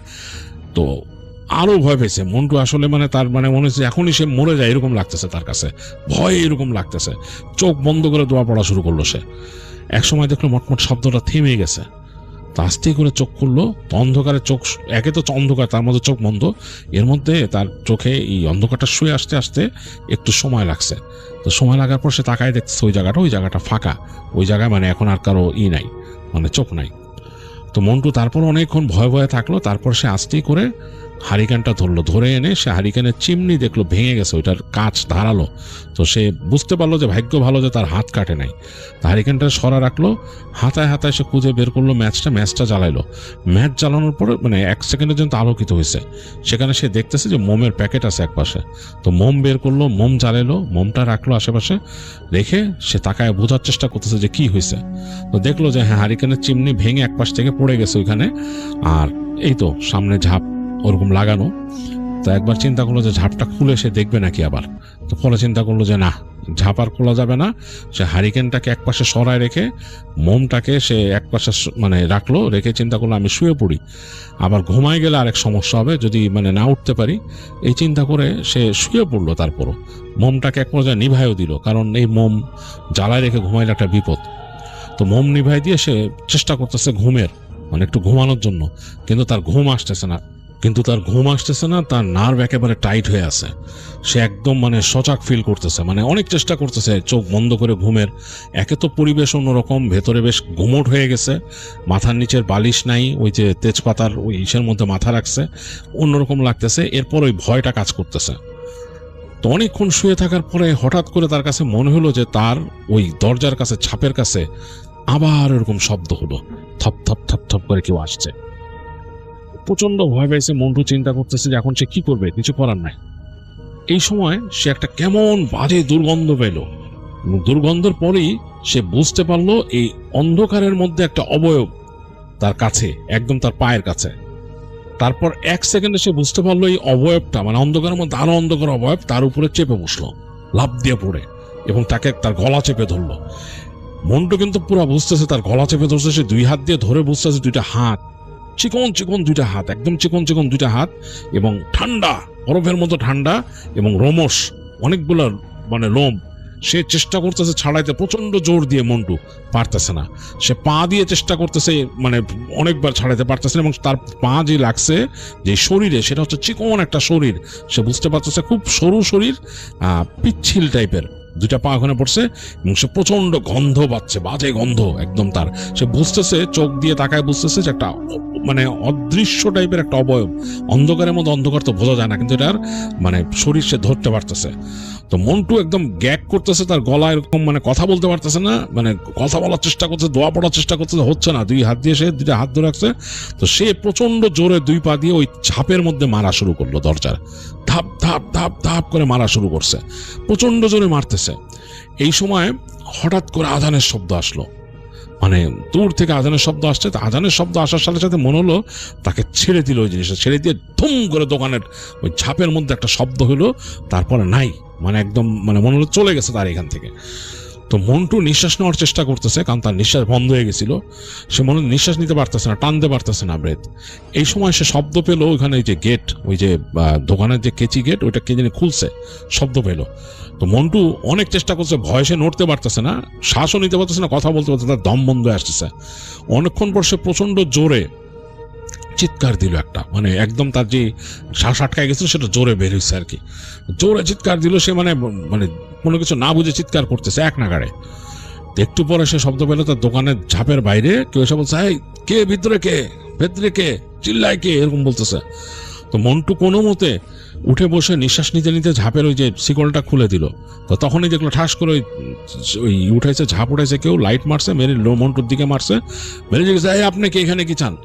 তো মন্টু হাত দিয়ে দেখাইতেছে তারে। তো ওই লোক কথা শুনতেছে, লাঠি হাতে একটা এরকম আসছে। তো মন্টু তখন বলছে, দাঁড়ান দাঁড়ান, আমি আনোয়ারের বন্ধু, আমি আনোয়ারের বন্ধু, দাঁড়ান। তো ওই লোকটা বলছে, কি আপনি এখানে কি করতে আসছেন, কিভাবে এই দোকানে ঢুকছেন? বলে, আনোয়ার রেখে গেছে আমারে, আপনি দাঁড়ান। তো তখন লোকটা শান্ত হয়েছে, বলছে, কি ব্যাপার? তখন বলে, আমি রাতের বেলা ভয় পাইছি। বলে, কিভাবে ভয় পাইছেন? কিছু একটা এসে আমার যাইতে ধরছে। তো দারোয়ান তখন বলছে, বাজারে থাকবেন রাত্রেবেলাতে, আপনার যাইতে ধরবো না? বাজার কি ভালো জায়গা নাকি? কত কিছু আছে, পিচাস আছে, কত কিছু আছে, এখানে কেন থাকছেন দোকানের মধ্যে? তো সে বলছে, এখন আপনি চুপ করেন, আপনি আবার জেরা করবেন নাকি?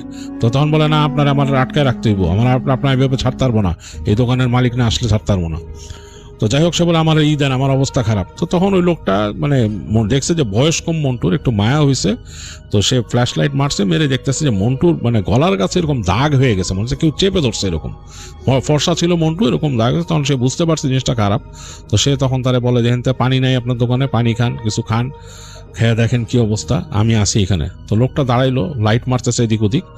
তো মন্টু আসলেই করলো যে পানি ছিল, দেখলো পানি খেলো, পানি খেয়ে সে বসে বলতেছে যে আমি অনেক ভয় পাইছি।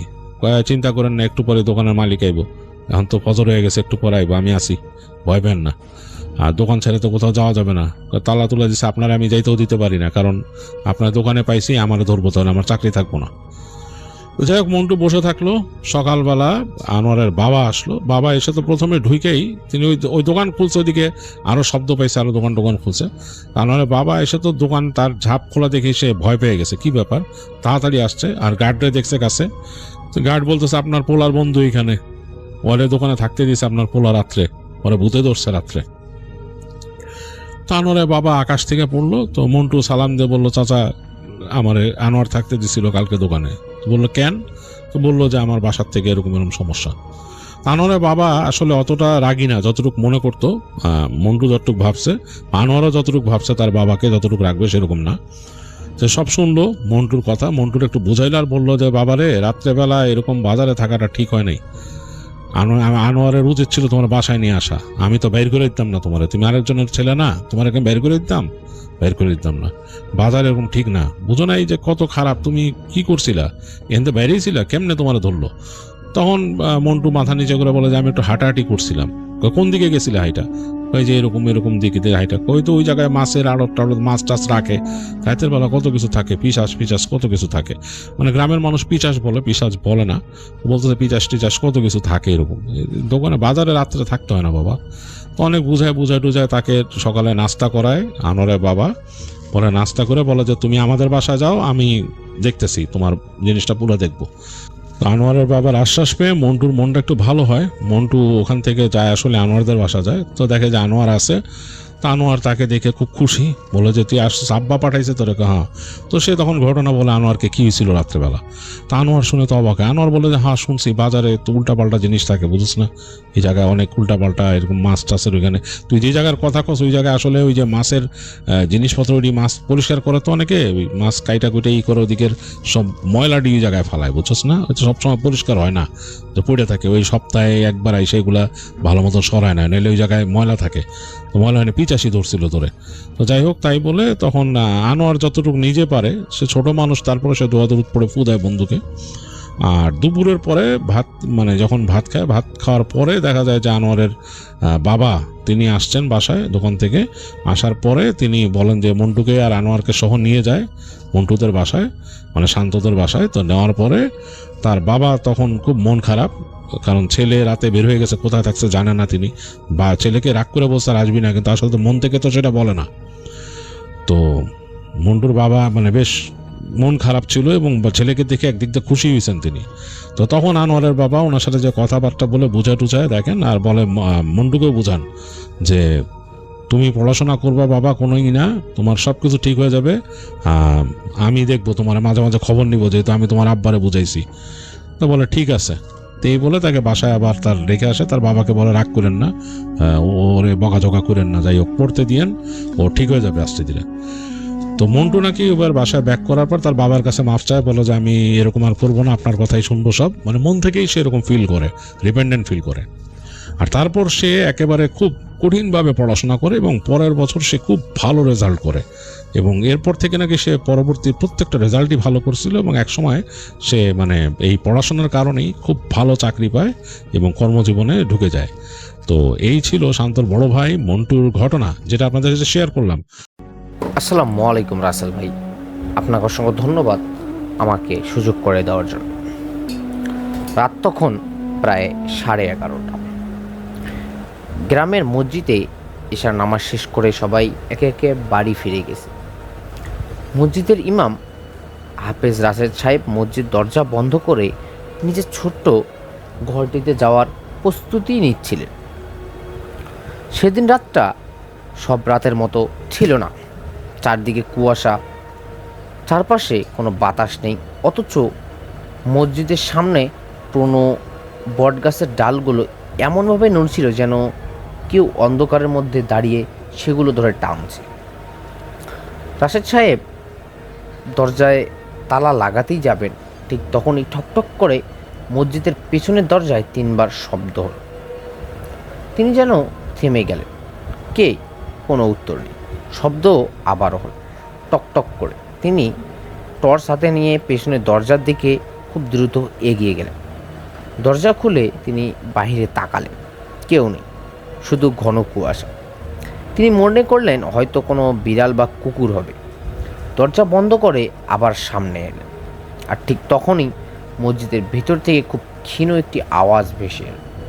ইমাম সাহেব! রাশেদ সাহেবের বুকটা যেন নিমিষেই কেঁপে উঠল।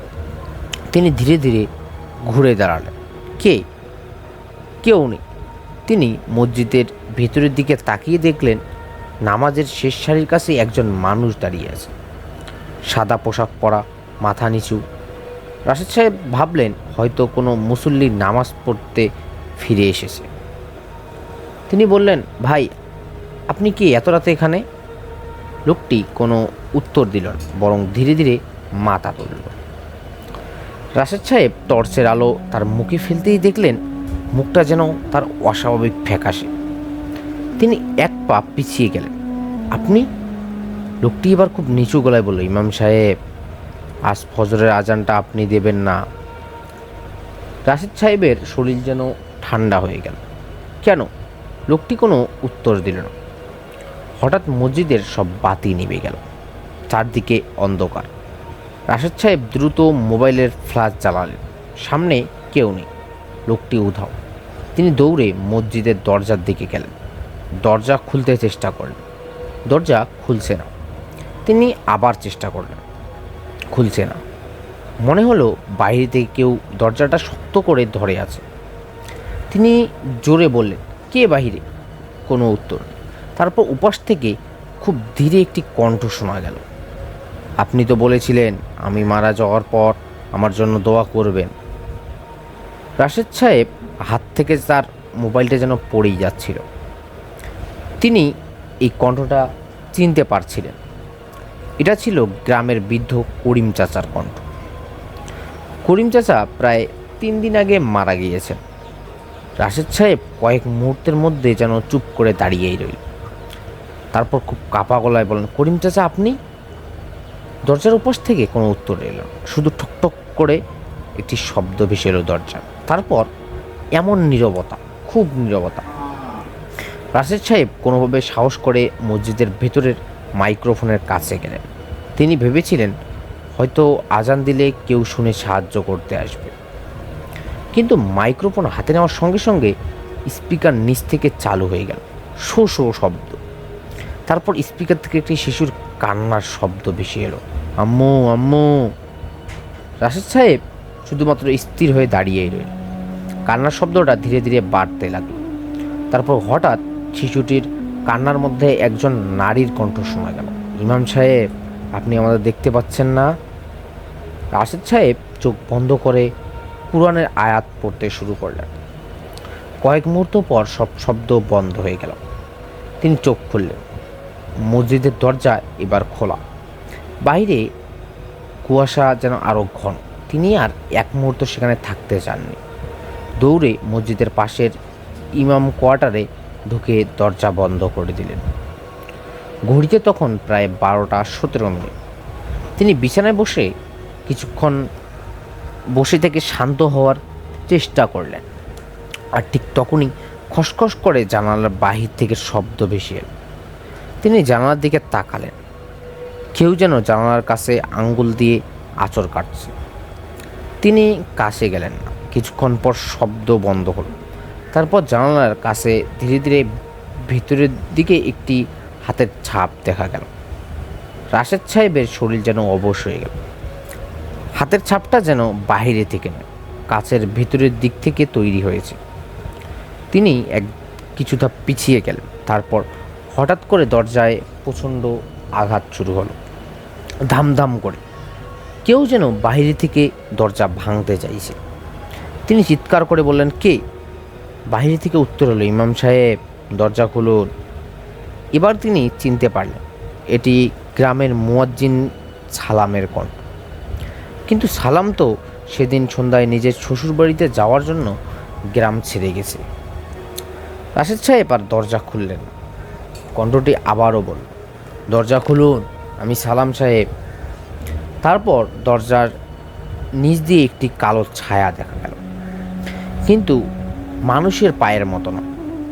ছায়াটা ছিল অস্বাভাবিক লম্বা।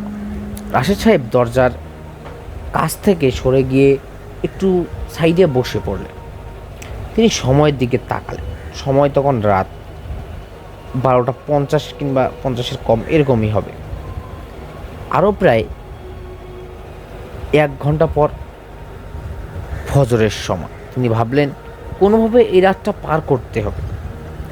ঠিক তখনই মসজিদের মাইক থেকে আজানের শব্দ শুরু হলো, কিন্তু সেটা ফজরের আজান নয়। একটা অচেনা কণ্ঠ বারবার বলছে, আল্লাহু আকবার, আল্লাহু আকবার। এরপর হঠাৎ আজানের মাঝখানে কণ্ঠটা যেন বদলে গেল, ইমাম সাহেব। রাশেদ সাহেব কাঁপতে কাঁপতে মেঝেতে বসে পড়ল। ইমাম সাহেব, আপনি কি জানেন মসজিদের পেছনের কবরটায় কে শুয়ে আছে? তিনি কোনো উত্তর দিলেন। কণ্ঠটা আবারও বলল, যার জানাজা আপনি পড়িয়েছিলেন। তারপর সব কিছুই নিস্তব্ধ। রাশেদ সাহেব জানতেন মসজিদের পেছনে কয়েকটি পুরনো কবর আছে, কিন্তু একটি কবর নিয়ে গ্রামের মানুষ বহুদিন ধরে কথা বলতো। কেউ বলতো সেখানে রাতে অদ্ভুত শব্দ শোনা যায়, কেউ বলতো মাঝরাতে কবরের পাশে সাদা কাপড় পরা একজনকে দেখা যায়, আবার কেউ বলতো তিনি এসব কখনো বিশ্বাস করেন। কিন্তু সেদিন রাতে তার বিশ্বাস যেন বড় ধাক্কা লাগলো। রাত তখন 1:10+ হয়ে গিয়েছিল। হঠাৎ দরজা বাহিরে থেকে একটি ছোট্ট শিশুর কণ্ঠ ভেসে এলো দরজার বাহিরে থেকে। চাচা। রাশেদ সাহেব দ্রুত মাথা তুললেন। চাচা, আমাকে একটু পানি দিবেন? তিনি চুপ। আবারও, চাচা, আমার খুব পিপাসা লেগেছে।